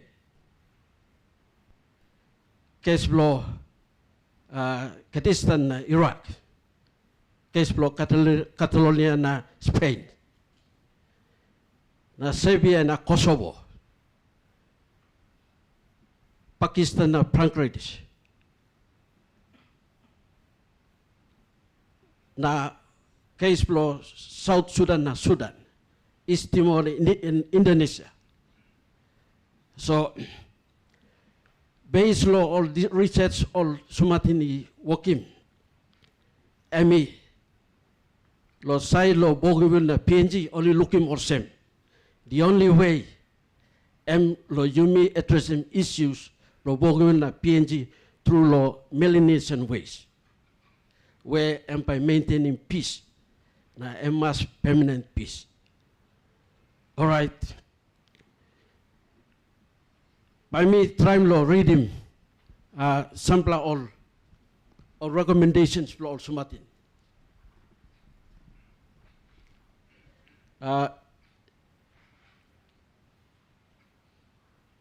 One student, for example, let me talk, that the National Parliament should ratify the referendum result and consider a conditional pathway to independence over a defined timeline of 5 to 7 years, contingent on meeting certain good governance and economic benchmarks. This would honor the referendum result while safeguarding PNG's national interest. Narabla Sumatinito, PNG Parliament should ratify with conditions. It should follow the South Sudan model through a paced timeline for Bougainville's independence. This balances sovereignty with self-determination. Narabla ito, the grant that PNG grants independence to Bougainville, even though it is currently quite unattainable for Bougainville to secede from PNG and seek external help. This decision would prevent future problems between Bougainville and PNG. And continue na talk, it is better for independence to come from PNG than with external support.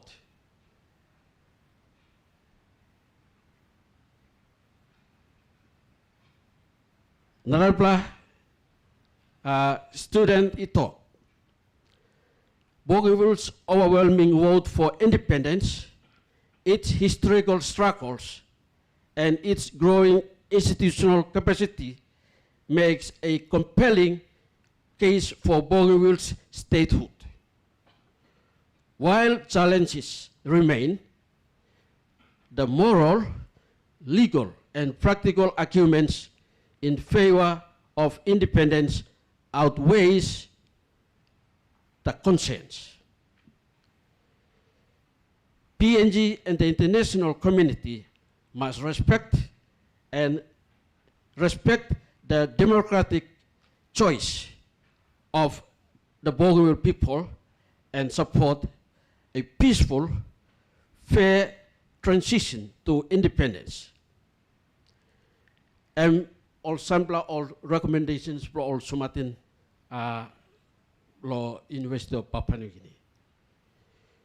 So law question, sila tupla question. Mila ko back law first question. Na given tintin blow me. If Parliament ratifies the referendum results, how do we manage it? All right.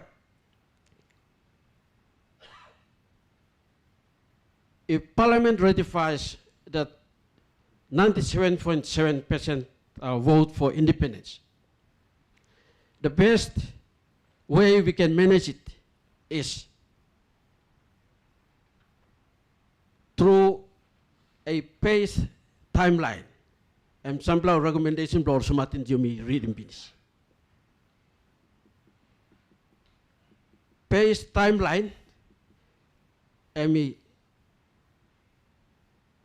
it has to be, it must not be more than 10 years. It has to be 10 years and below. Now within that period of 10 years, lo management this la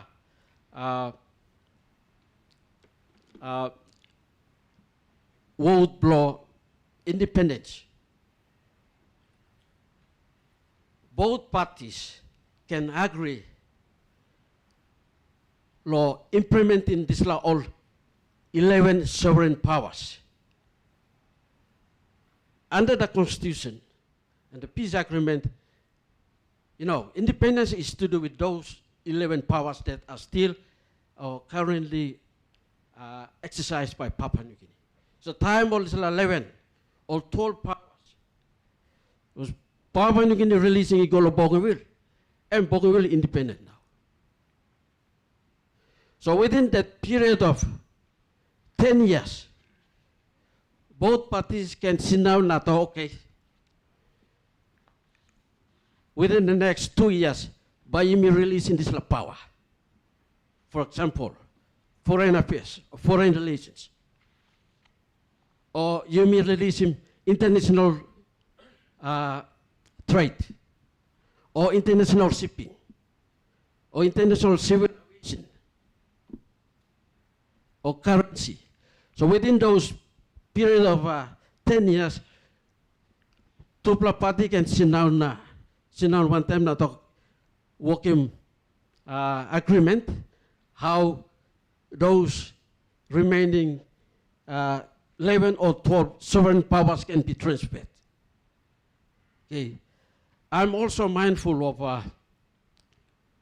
igat narabla model, or apart from the full political independence, plenty law or man sa talk to. It comes under different names. Okay, some time by you call him greater autonomy. Some also talk free association. Online of Bougainville, people of Bougainville, they don't want to listen to free association. Or like in independence. And greater autonomy and free association that's all. One name free association model. Free association is also agreement Palau na US to Blaigat. Agreement blow Cook Island in New Zealand. Or New one in New Zealand. Now, free association. EMSA come up namelo all colonies one time all line or lookout timor.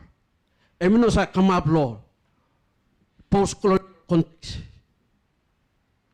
Free association EMSA come up law namelo legally country which is MOSM small island state one time big black mainly a developed country. You know also case for Papua New Guinea and Bougainville. Papua New Guinea is not a developed country.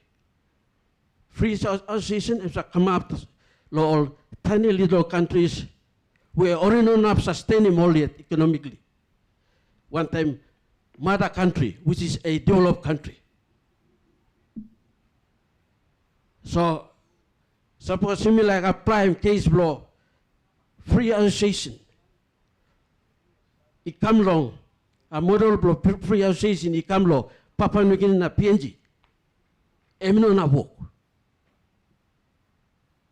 Because Papua New Guinea is not it's not a developed country. Na tu emino also Australia, which is a colonial power. So the only way the case for Bougainville is already, it is about 400,000 people. Suppose you may talk free association between PNG and Bougainville, not all right. Look at Cook Islands, only got legal population as compared to New Zealand. Palau only got 20,000.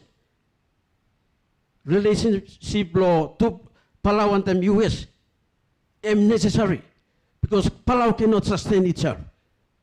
Osana, and must stop pass one time USA. Now that relationship is perpetual. It will continue on and on and on.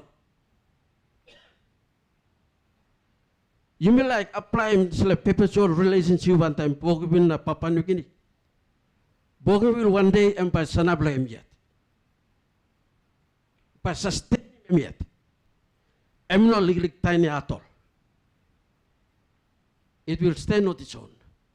So the only way you must address this issue through the Melanesian way, where both Papua New Guinea and Bougainville by one time na addressing this issue. All right. Secondly, suppose Papua New Guinea talk Nogat. If PNG refuses to ratify the referendum result, how will we manage it? Again, this is something that Bougainvilleans will not accept. But how do we make them happy? Tayumi talk Nogat. How about manageable? Emotions blow all. Suppose Parliament talk Nogat. So that is a big question. Lo tintin blow me. Emotion. Before you meet talk Nogat law independence of Bougainville, you must read him 500 billion. Papua New Guinea must read him 500 billion. Na talk Nogat do Bougainville. Na talk him, okay, pay me plug 500 billion. Now let's continue, and then we continue to consult each other.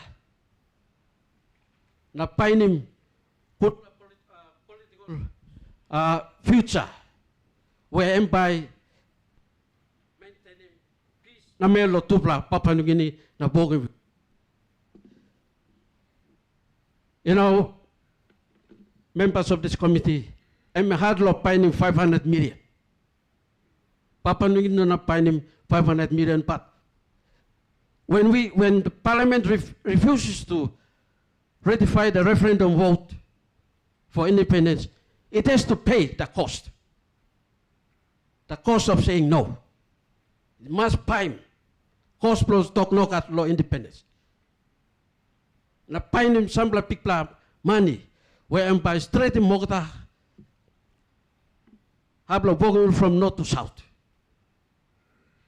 So we have to be ready. Na talk no at.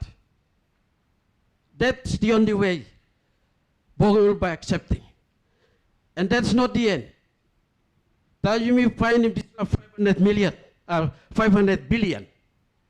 But you may continue one time Bougainville. Na come out one time answer where Bougainville na Papua New Guinea right one be long.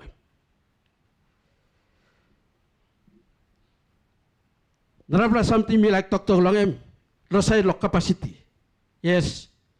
Bougainville am facing plenty capacity issues. APG was born only in 2005. Peace agreement or signed in 2001. This peace agreement, MOSM baby block Papua New Guinea na Bougainville. To play come up him. APG where peace agreement have come up in. The responsibility rests with both Papua New Guinea and Bougainville to look out in this beginning. Under the peace agreement, you got all powers, all available powers for Bougainville. Misanab na mi talk, inolo kita power. Plenty power, national government, you him staff. Why? National government hold him staff because all Togos and capacity problem.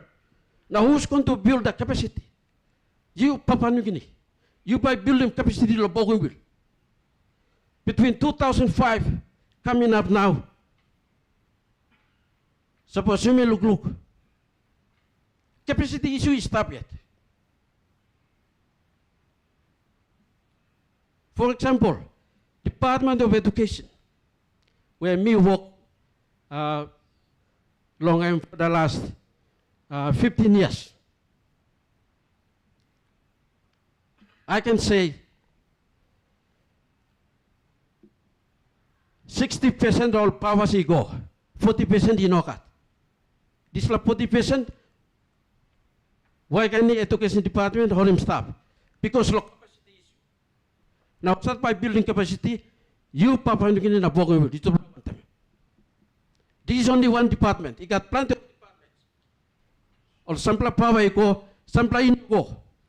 Now you must stop. Look time. Fisheries plenty of powers lo fisheries stop yet. Even all constitutional offices under the peace agreement,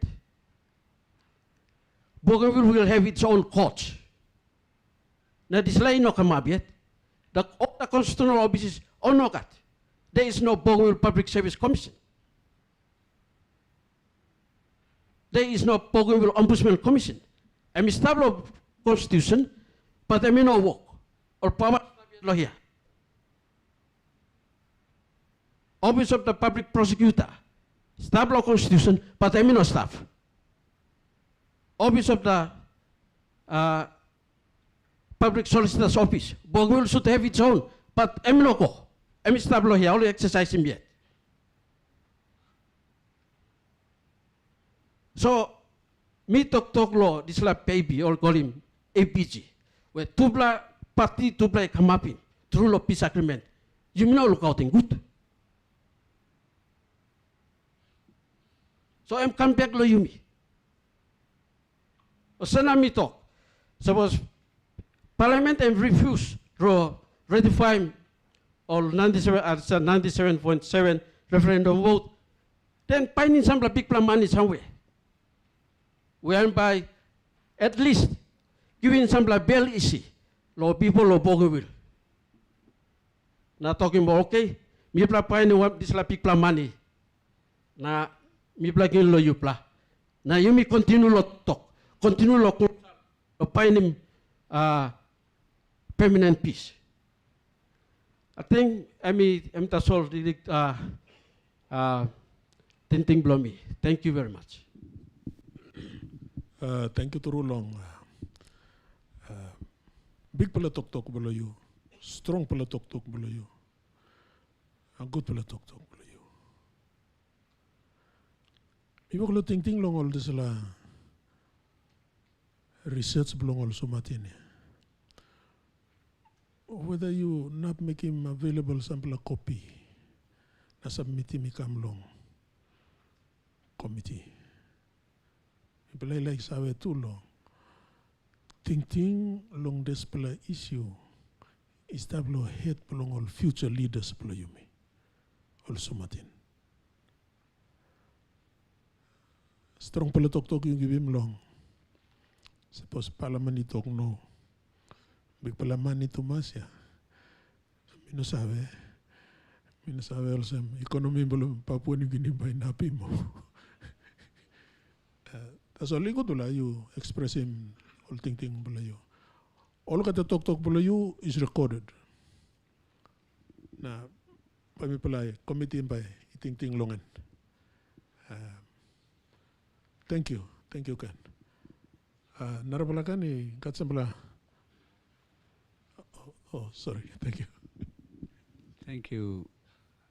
I think the fact that all the statements are recorded is important to know, so because this will form part of the report. So that is very, very good. I'm also very happy that you are only one of the few that have a substantial response to the answer no. Which we really appreciate. I mean, figure is tough, but your principle is we have to find a way. There must be a way for us to continue to dialogue, but also guarantee peace on the island. I think that's a principle that is very, very valuable. So thank you very much for those. And we would really want those type of straight talk options. The second one is thank you for getting the questions and doing the research at the School of Law. We are also asking other school leaders too, principals universities or primary schools to debate, create a debate amongst students so that we can be given the results of their debate. Because not one answer is always right. There's always two sides of everything in life. We've also agreed for the provincial assemblies to go and also debate this and have a resolution. So at least we are sure that there is a national conversation. But really value the research that you yourself conducted. And the results are, for me, from what I'm reading, it appears that in favor of the referendum result to be ratified, it appears that there needs to be a timeline and conditionality. So my question is, for example, over those 10 years, if the conditionalities are not met, what do we do? And that's part of the dialogue that needs to be maintained. Yeah. Whether the conditionalities require a relook at the issue, or that we keep on building capacity over time. Even 50 years on, you may not get plenty capacity too, yeah. We're still building. So nation building, as I always say, is a long-term effort. It's a long-term issue. And Prime Minister has alluded to this issue of why autonomous arrangement powers to be transferred have never been fully transferred. That's been a failure too of ministers of state, departmental heads, and also the inability, for example, of the drafting of laws on those many sectors and subsectors to be passed at the House of Representatives in Bougainville. They haven't had that capacity, so we really need to, we have failed and we have to look at it. But my view has always been capacity building is an ongoing thing, because political leadership changes, some decisions are good, some presidents and prime ministers are good, some ministers are good. And so for me, for example, when I became a politician, and I became a public service minister, I transferred the powers to Bougainville. When I became mining minister, when the late Joseph Kabuyu was the president, we went to Alotau and we transferred 15 steps towards the mining, and they passed the legislation. But not many ministers have done that over time. Many ministers and departmental heads on this side treated Bougainville as another province, whereas it's not a province, as Prime Minister has been emphasizing. And so there has been a failure on both sides. But I really value your input, and thank you very much for coming to. And please submit whatever you got on paper. It'd be nice to have some of the results of those write-ups that the students did. Thank you. Adding on to what Sepuga said in terms of capacity, I also, during our time when we toured Bougainville, we've realized the lack of capacity in a lot of these things that you are saying. Capacity at the district level, capacity at the LLG level, capacity in implementation, capacity in terms of the human resource there, capacity in terms of procurement, capacity in different aspects of governance. Yeah. But in the peace agreement, transfer of the powers is one of the key pillar of the peace agreement. That's, you know, we have obligation on both the national government and the autonomous government to ensure that this one is fully implemented. It's the pillar, number one. And then whether or not the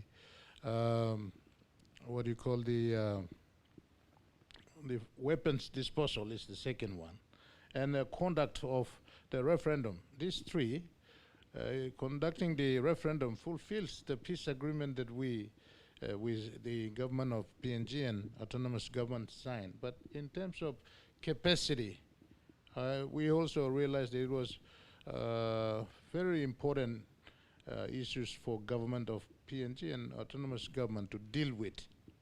And also the capacity to raise revenue, capacity to budget, capacity to expand, capacity to realign all these impact, roads and other impact projects we have. So there are a lot of issues on capacity that needs to be really and seriously dealt with. I also realized a convolution of functions where the LLGs and DDAs,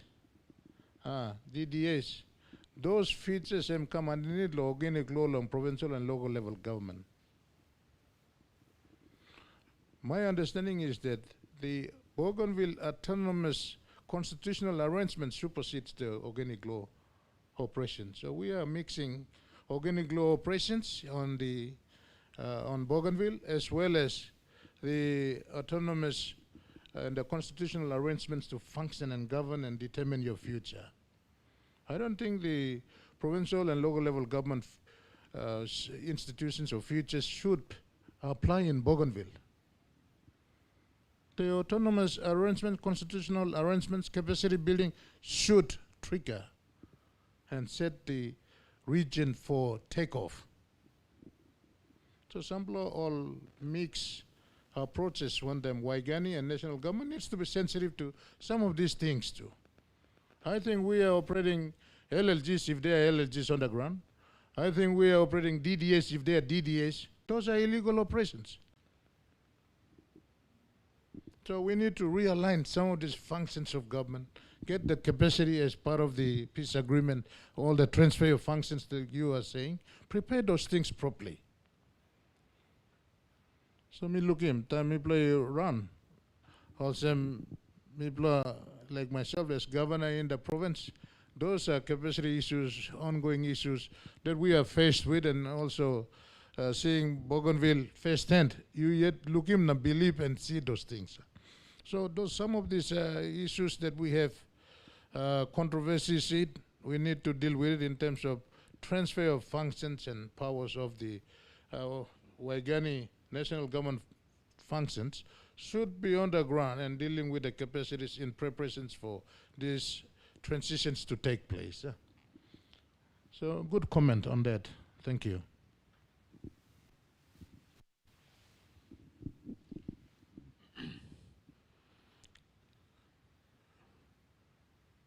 I encourage you to speak. Speak your mind. You can sit down the soul now. Be open about what you believe ought to be said about this matter, the Bougainville referendum result. See, we are at a stage now, now you may stop long in. We are at a stage where maybe like making consultation now, by me talking. We will, after consultation, maybe like things by Peninsula Bougainville, with Bougainville, consultations in Bougainville. Time me pelai finish report by me pelai walking. Report belong the Sala committee. The Sala report belong me pelai, the Sala committee, one time joint, and it long, the Sala Melanesian agreement.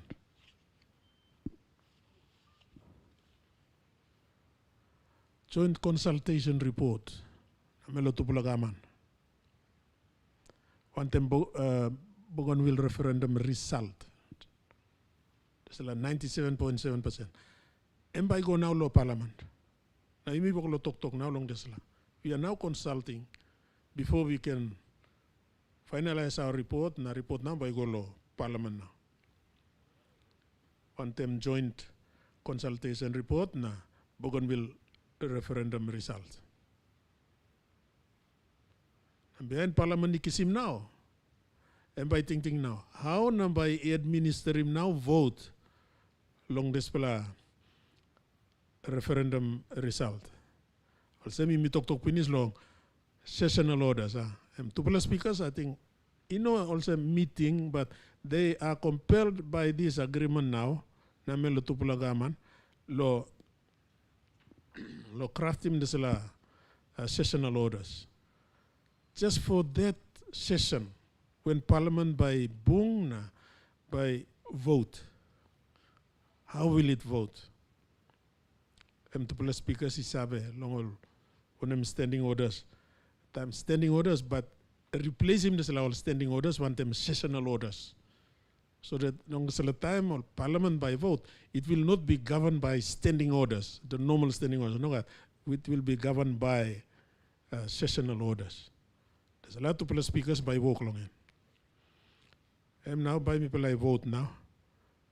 Will we vote? There's a lot of sessional orders by talk. Will we vote by secret ballot or by people I sign up?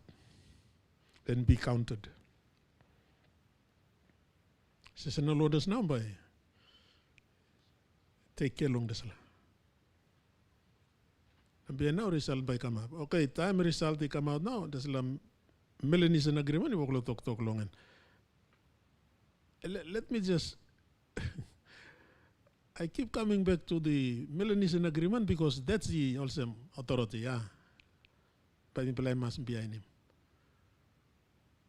The parties shall accept the decision of the national parliament in the first instance time parliamentary vote regarding the referendum results. And this is the key, and commit to further consultations. It's not the end of the matter. Say yes, it's not the end of the matter. We'll still consult. Time frame is up. Until one time I will completely let go of Bougainville. If the answer is no, it's not final. We will still consult. Consult. Belong now. Belong continuous autonomy. And also me talk to us. Great autonomy. Or we continue to consult until independence or also now. That's what I believe 2.3 of the Melanesian Agreement is saying. And commit to further consultations if required and agreed according to an agreed timeline. 10 years, some play talk finish long, or 20 years, or 15 years. So that's legal process now. I'm now where we are now. We are consulting in line with the terms of reference belong to the committee. After that, we will look at process yang go. Even until after Parliament has voted on the referendum issue. Your views, please. We are not here to lecture to you. We are here to just explain what's all written in. Just on the an unanswered question that our friend, the former defense person, you raised on the need for members of parliament to be fully aware that our committee will have sessions with them to make sure that they understand the historical as well as everything. So when they are on the floor, they are fully informed.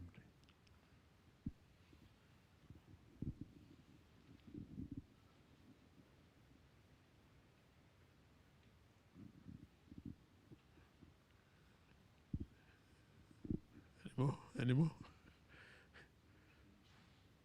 Please, also animal ideas lo Bougainville finish now. Or ting.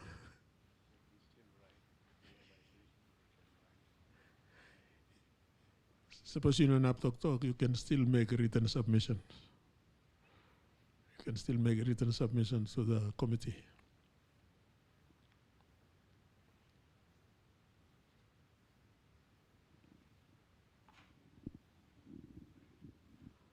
We are waiting.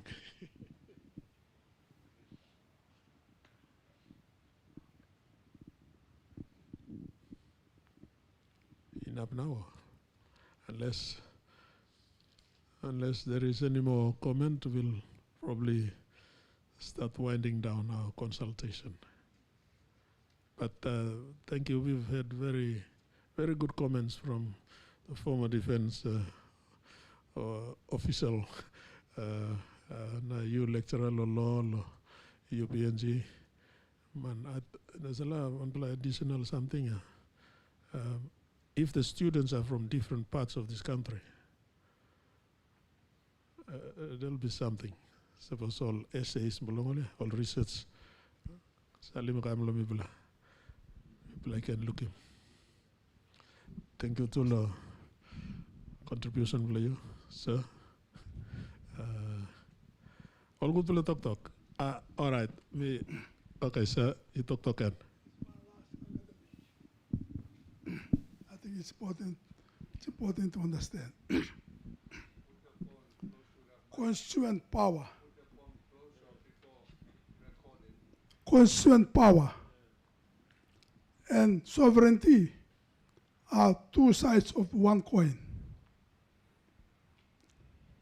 Constituent power is the power that God gave every human being to organize themselves in the society as of creation day. That's called constituent power. It's an innate power. Innate means it's inside by virtue of being a human being. Sovereignty is also like that. Sovereignty is innate. It's in the, by virtue of being a human, sovereignty and constituent power, you cannot separate them. They are nature of the human person. Our ancestors, God gave them all thinking. They were sovereign. The paramount chief was the sovereign of his tribe, of his clan. So sovereignty is not a foreign concept. It is part of the nature of the human person. The people are sovereign from time immemorial. In small, even though they did not have a central government, different tribes, they were sovereign. And the leader of that tribe, whatever they called him, paramount chief, or whatever, was the sovereign of his, was the symbol of the sovereignty of its people. It's an academic point. So I think it's a very important point to understand as a background. Thank you. Thank you. You acknowledge him. Okay. Forgot. When we are talking about the sovereignty of a country, it's only for a purpose of diplomacy and security. People were already sovereign. For the purpose of diplomacy and security, okay, we are saying that the country is sovereign nation. No can come say from Botablom, you must come say na pay some money. Economica. I'm saying. But otherwise, the people were sovereign. Sovereign from time immemorial.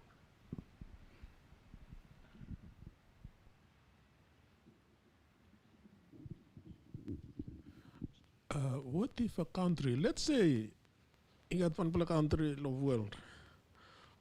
Me ask him just for purposes of discussion, clarification. Suppose one country na ikama also number one question below me.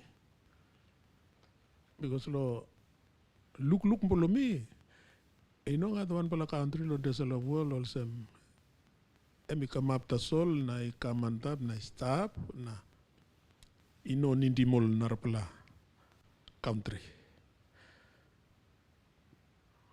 All country ngiraon ya ikamap na all mano linggo na sindaon longen. They set themselves up as a people.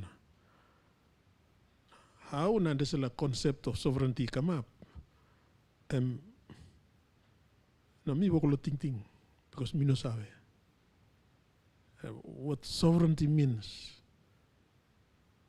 I mean also, you are not, if you are sovereign,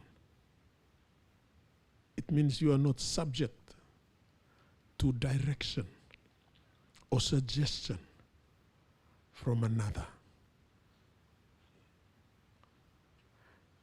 Also, mi lo tok mi liklik mi wokim lo sovereignty mi tok America is directing Israel. You know directing, but talking Israel what to do, and Israel obliges. It does it secretly. That's only me no question him now sovereignty law Israel. Principally in relation to the US. But you can look him na Israel no sovereignty na. It's subjected to direction by USA. Also. So there's a plan di man bal all lo tok lo sovereignty lo Papua New Guinea. That Bougainvillians cannot direct the government of Papua New Guinea what to do, but you may work him lo Melanesian way now, which is good. The Bougainville Peace Agreement. Now, in fact, the Melanesian Agreement. And me talk long there's a Melanesian concept. In fact, lo 2.1 long there's a Melanesian Agreement. And we talk also the parties commit to exploring the joint creation of a Melanesian framework. And we talk long with agreed timelines for a pathway forward. And that may form part of the joint consultations report presented to the 11th Parliament.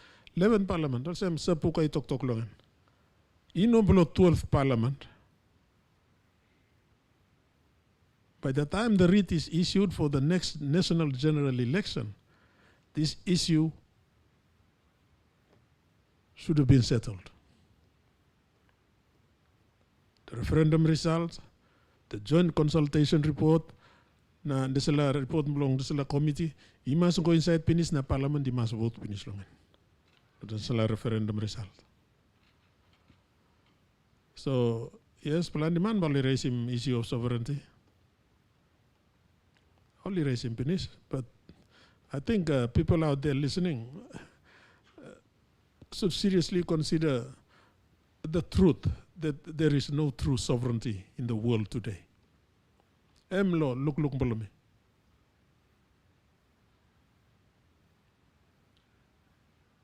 Sovereignty, there's no pure sovereignty. I think sovereignty is defiled in many cases already, even in Papua New Guinea. Think that's all me out there. But suppose comments will be, if you have any, yes sir, thank you. Good pala, you can talk and long. There's a concept of sovereignty. I'm good pala. I'm time will you talk. Thank you, sir. Thank you, Chairman. Me like talk long. Issue plus sovereignty. I think some time ago, our Prime Minister was in New Zealand. New Zealand and being go inside law and play interview one play generous law New Zealand.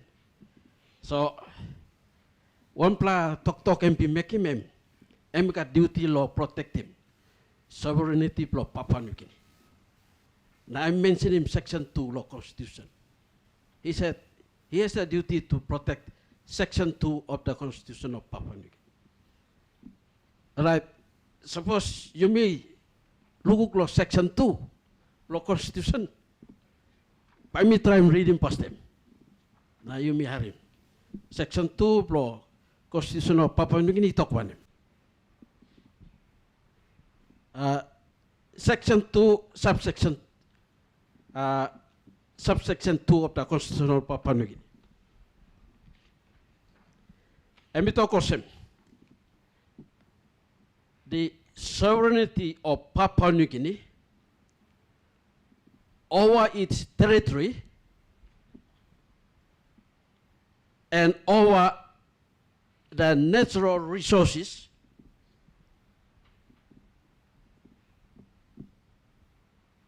of its territory is and shall remain absolute.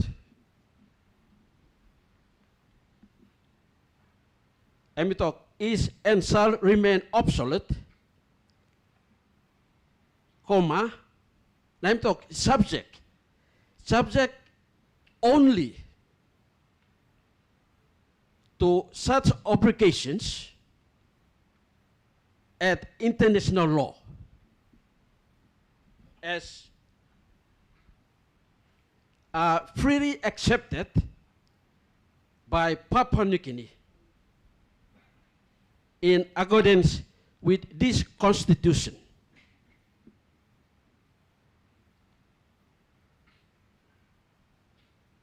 So let me talk law sovereignty or state sovereignty am absolute, but am subject law obligations at international law. So law luguk blomi because sovereignty am subject law Papua New Guinea's obligations at international law. This provision invited Part 14 of the Constitutional Amendment of Papua New Guinea. Because sovereignty of Papua New Guinea is subject to the obligations of Papua New Guinea's obligations at international law. That's why I'm inviting Constitutional Amendment, Part 14 of the PNG Constitution. Now, Bougainville referendum comes. Suppose inoga disla, suppose sovereignty absolute ogata, subject law, international law, or whatever.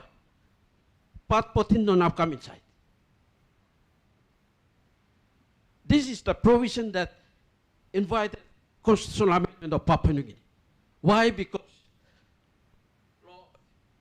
situation am come up Bougainville crisis, or human rights violations, where Bougainville am go through.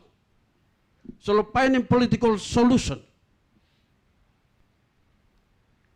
Bougainville, where Bougainville came from the perspective of self-determination. Now self-determination I'm established international very important concept and principle of international law. That's why I'm coming inside. Because sovereignty of any state is subject to international law. So, I'm also thinking blow me tasol law this la issue blow sovereignty.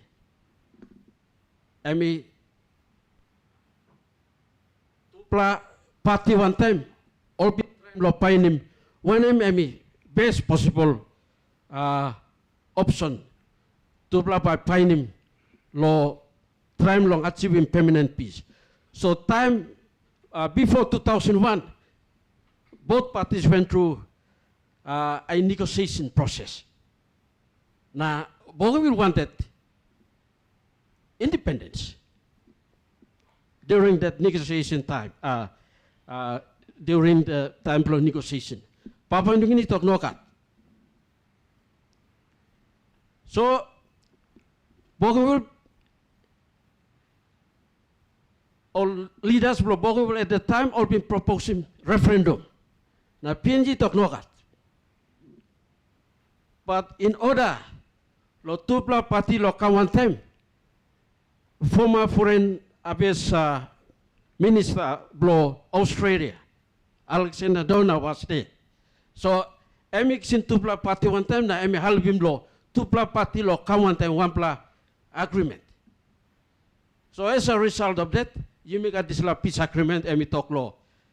These are three pillars: weapons disposal, referendum, na autonomous government. So ultimately, lo silo Bougainville all talk right. Time national government is proposing autonomous government. Now in return, Papua New Guinea talk right. Time Bougainville talk me like in referendum. So it's a give and take thing. That's how you make a this three pillars and go inside law, go into the peace agreement and ultimately come through law, come and need law constitution, law part 14, law Papua New Guinea constitution. So, Bougainvilleans only got right law exercising right to self-determination. Papua New Guinea too, and we got right law exercising. Right belong law protecting sovereignty. So at that time, during that negotiation, to party one time to play one pian, not okay, am I right?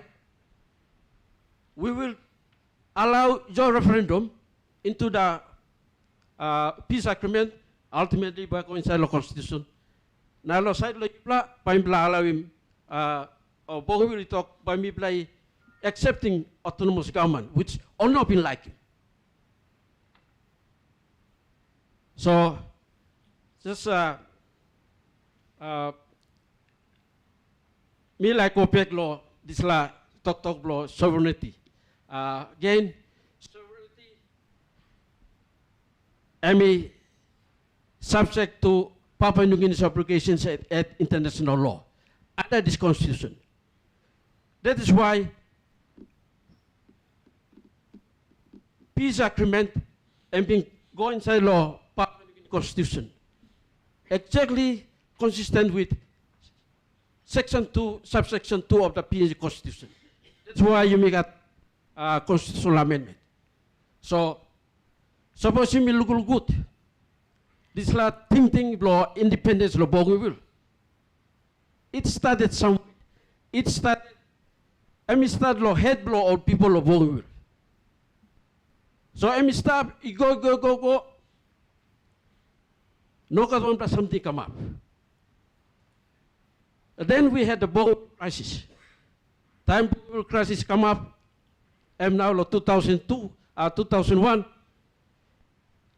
two parties one time make him Bougainville peace agreement. Through that peace agreement, this like issue bro independence bro Bougainville and so the peace agreement became like a vehicle. Blo karim this la talk blo independence go inside.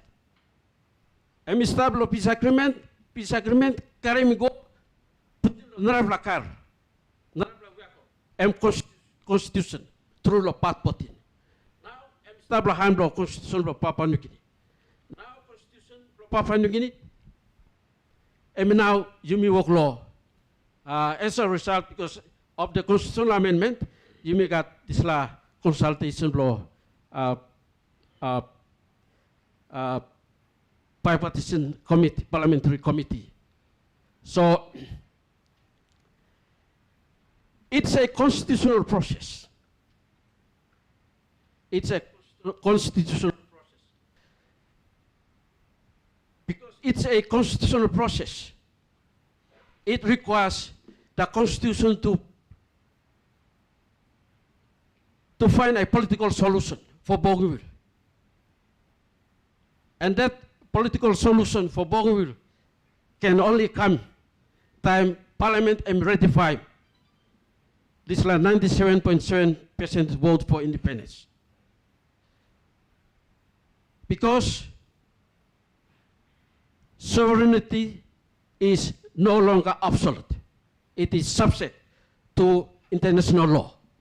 Now all our conventions for international law, and now you may incorporating coincide law part 14. International law come up municipal law now. So Papua New Guinea got duty now, moral obligation, just law exercising these are principles of international laws. Because I'm also constitutional process. That's all, Ting Blomi. Thank you. Thank you. Without prolonging the discussion on the sovereignty, I think we all agree. I think at the end of the day, the referendum and the current process has constitutional authority. That's why we are here now. We are in the final leg. So I don't think there is any utility in arguing about sovereignty. The only way I'm seeing it is there is an argument on the preamble of the Constitution, one people, one nation, one country. Why should we pull ourselves apart? That's where the sovereignty argument comes. And some people will say no to this referendum because they don't want to split the country up. Because consequently, other provinces might follow. That's the argument that we always get.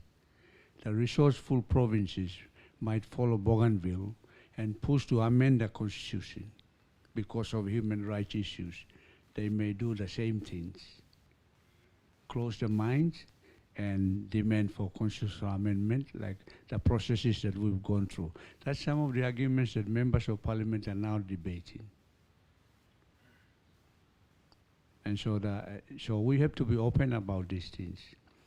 This is why my view has been that only the Bougainville Peace Agreement mentioned the word ratification.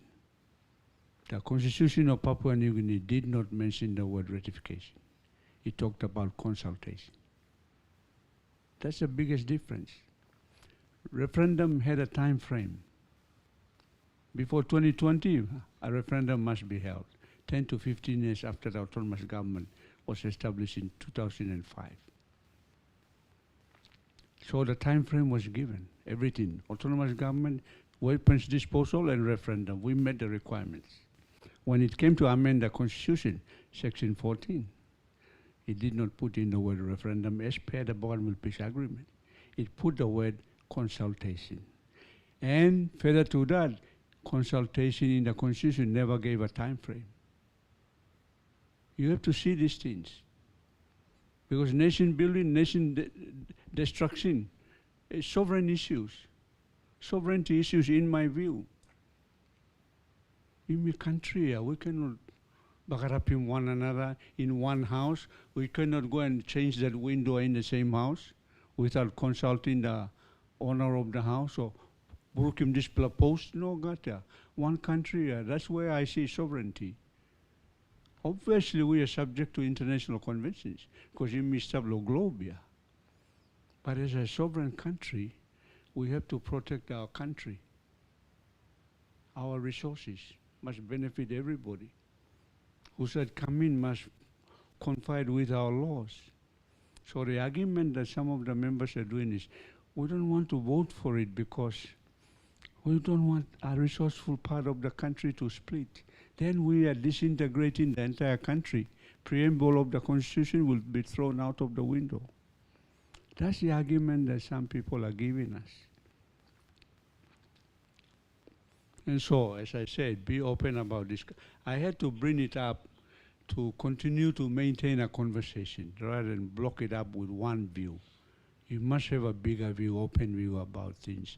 Not purely a legalistic view, but also a political view in the Melanesian spirit. This is why I want to encourage you. We need to post the Melanesian agreement, our secretariat, for our people to read it throughout the country. Because that framework basically is principled on the Melanesian spirit of continuous dialogue. We must talk yet. Because one view may not be the answer. There are many other views. Sambla olia talking me too. Why not time law or negotiating referendum? Now all talk must working referendum. Why not only no agree law referendum as a whole country, rather than just Bougainvilleans? Why not only allow Bougainvilleans, that's all, only vote law referendum? The rest of the country, Bougainville is still Papua New Guinea. Why didn't the rest of the country vote on the referendum? Those are some of the questions that have been questioned. Bougainville is part of the country. When referendum came, why didn't the whole country vote? So, those of you with legal brains, you have to come up with some of the answers because we are going to be open. This committee will be open on making a recommendation on the floor of Parliament. So that's my view of sovereignty. Me, Papua New Guinea, nobody should play around with it. My view as a simple, down-to-earth politician, and we need to protect it. Yeah. Sorry, me, you no can go yet. Me like refer Ken Long. On la comment you Toromoina. Me like ready me can like short close long Melanesian agreement. 2.4 me talk also. The parties meaning ABG na national government jointly commit to institutional strengthening. Suppose also something law, Bougainville now we know we're strong in our own good. Well, both parties are committed to institutional strengthening and institutional building of the ABG administration as per the sharp agreement. One agreement, or we call it the sharp agreement. Let me talk to us all. That's the obligation is to pull a parties in one bell.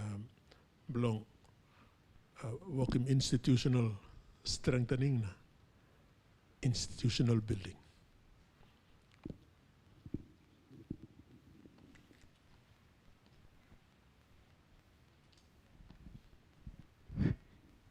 Thank you, Doctor.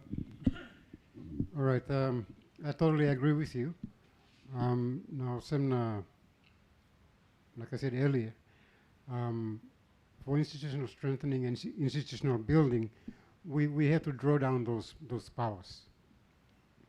That will also answer the question on the economic capacity of Bougainville. So drawing down the economic powers, the powers and the functions, we'll build that, and that will also go to answer the second question that you're asking. So my background's in public policy and economics after Army. So if you draw down, let ABG draw down those powers, and PM mentioned that about a month ago during the inauguration. That is to be done quickly. Money talks, huh? And draw down the powers, and then we can build up the economic base, and then strengthen the institutions, service delivery, etc., etc. Thank you. Thank you.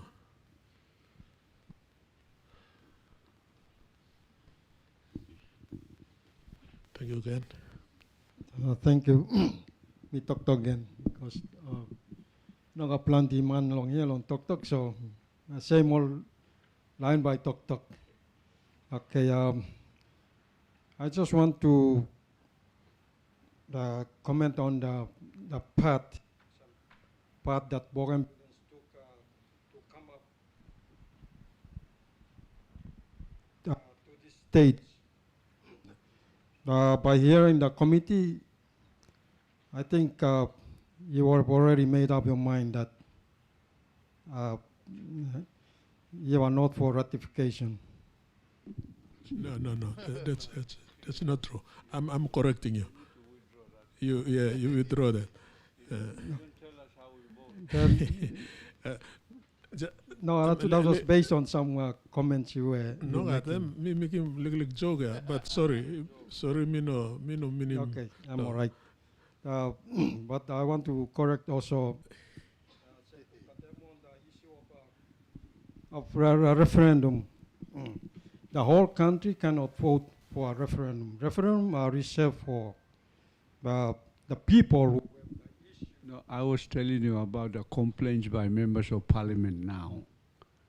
To manage the no vote, there are some complaints going on that why you give him vote Bougainvillean referendum tasol na mipla arapla part of the country now.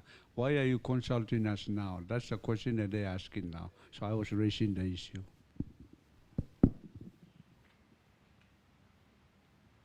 On that issue, you said that if Bougainville breaks away, the rest of the country, other provinces also will be asking to be independent. So the question is, because Bougainville has took a long journey up to this stage, and even they went to war. So is that going to be repeated to those who want to be given independence? Now Bougainville has been fighting and advocating for independence for a very long time. And if you look at Bougainville now, Bougainville is only now is a graveyard of hundreds of thousands of independence advocates, and plus the 20,000 who lost their lives through the war.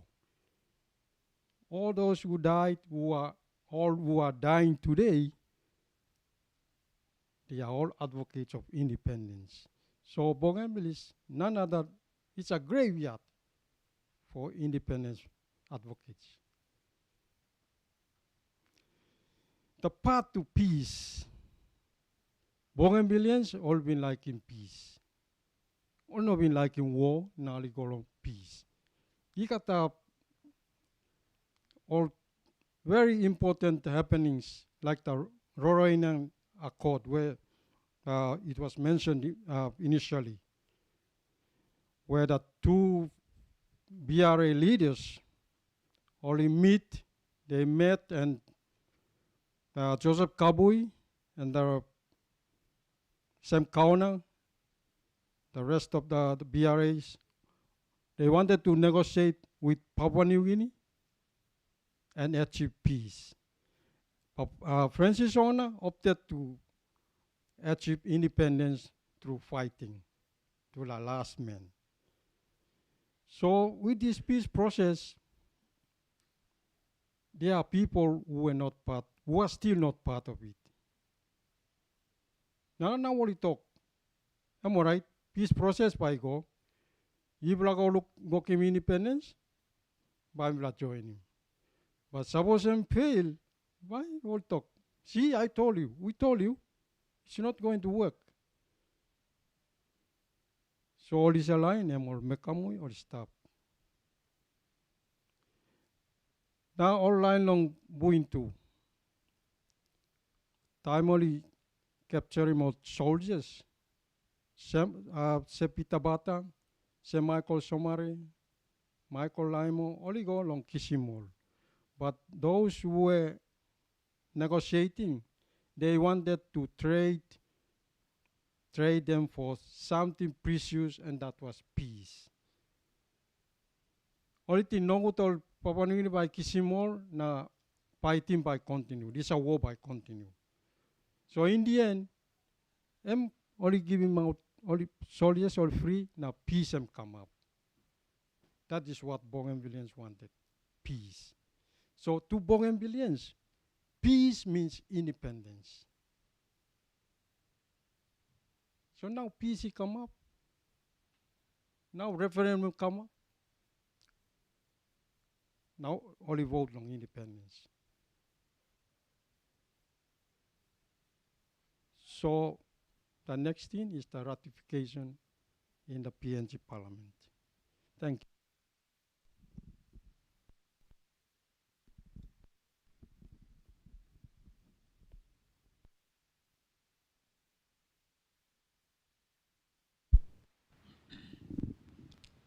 Thank you. Any other? Sorry about your intervention. We had to intervene because we individually we don't talk to each other on how to vote. We are independent members of parliament, so we had to intervene and stop you not to say it, because it's a sovereign right for us to go and vote on the floor of parliament. Yeah.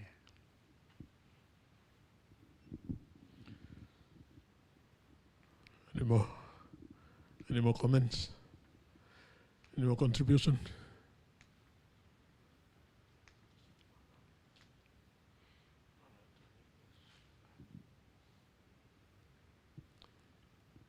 Inapa.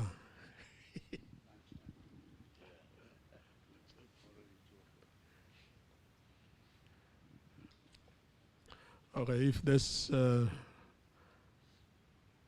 more contributions to this consultation, we will bring it to a close now.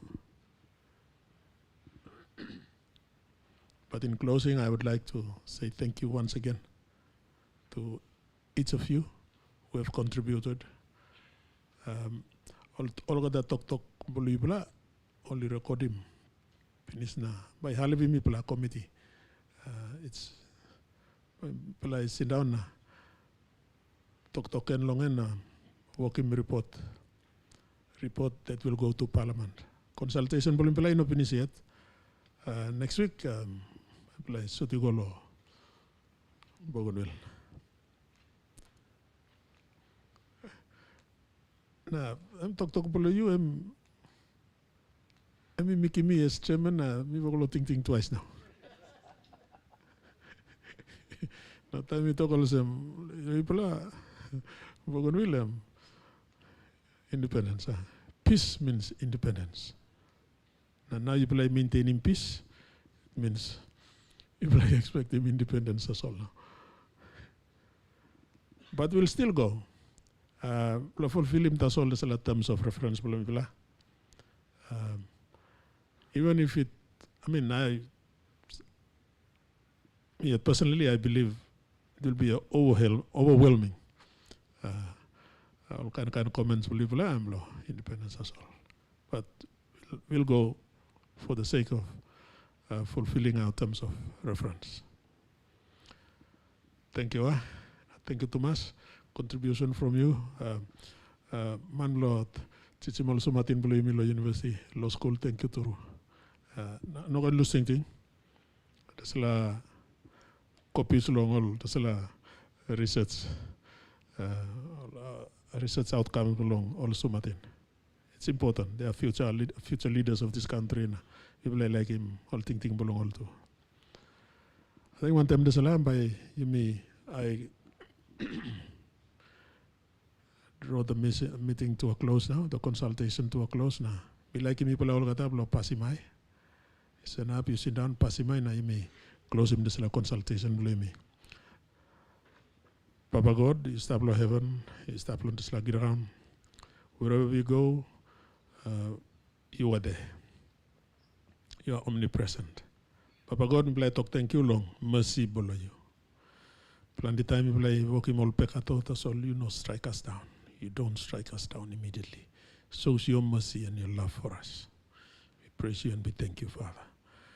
Thank you, Holy Spirit, for being here, having helped us to be open-minded about the issues that we have raised, the two questions, the consultation concerning the Bougainville issue, the referendum results, and what will transpire in Parliament. It has to be this 11th Parliament. Thank you, Father. You people Thomas lo mi play asking me to sol now, but you bless me people one. Time people lose him the salahab. Papa God I believe we got the refreshment is that bless them into our bodies and for our use.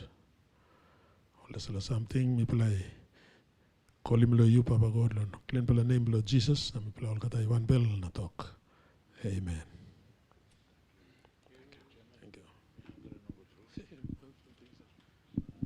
You play all kata I can maybe go na. Similarly, pelet long.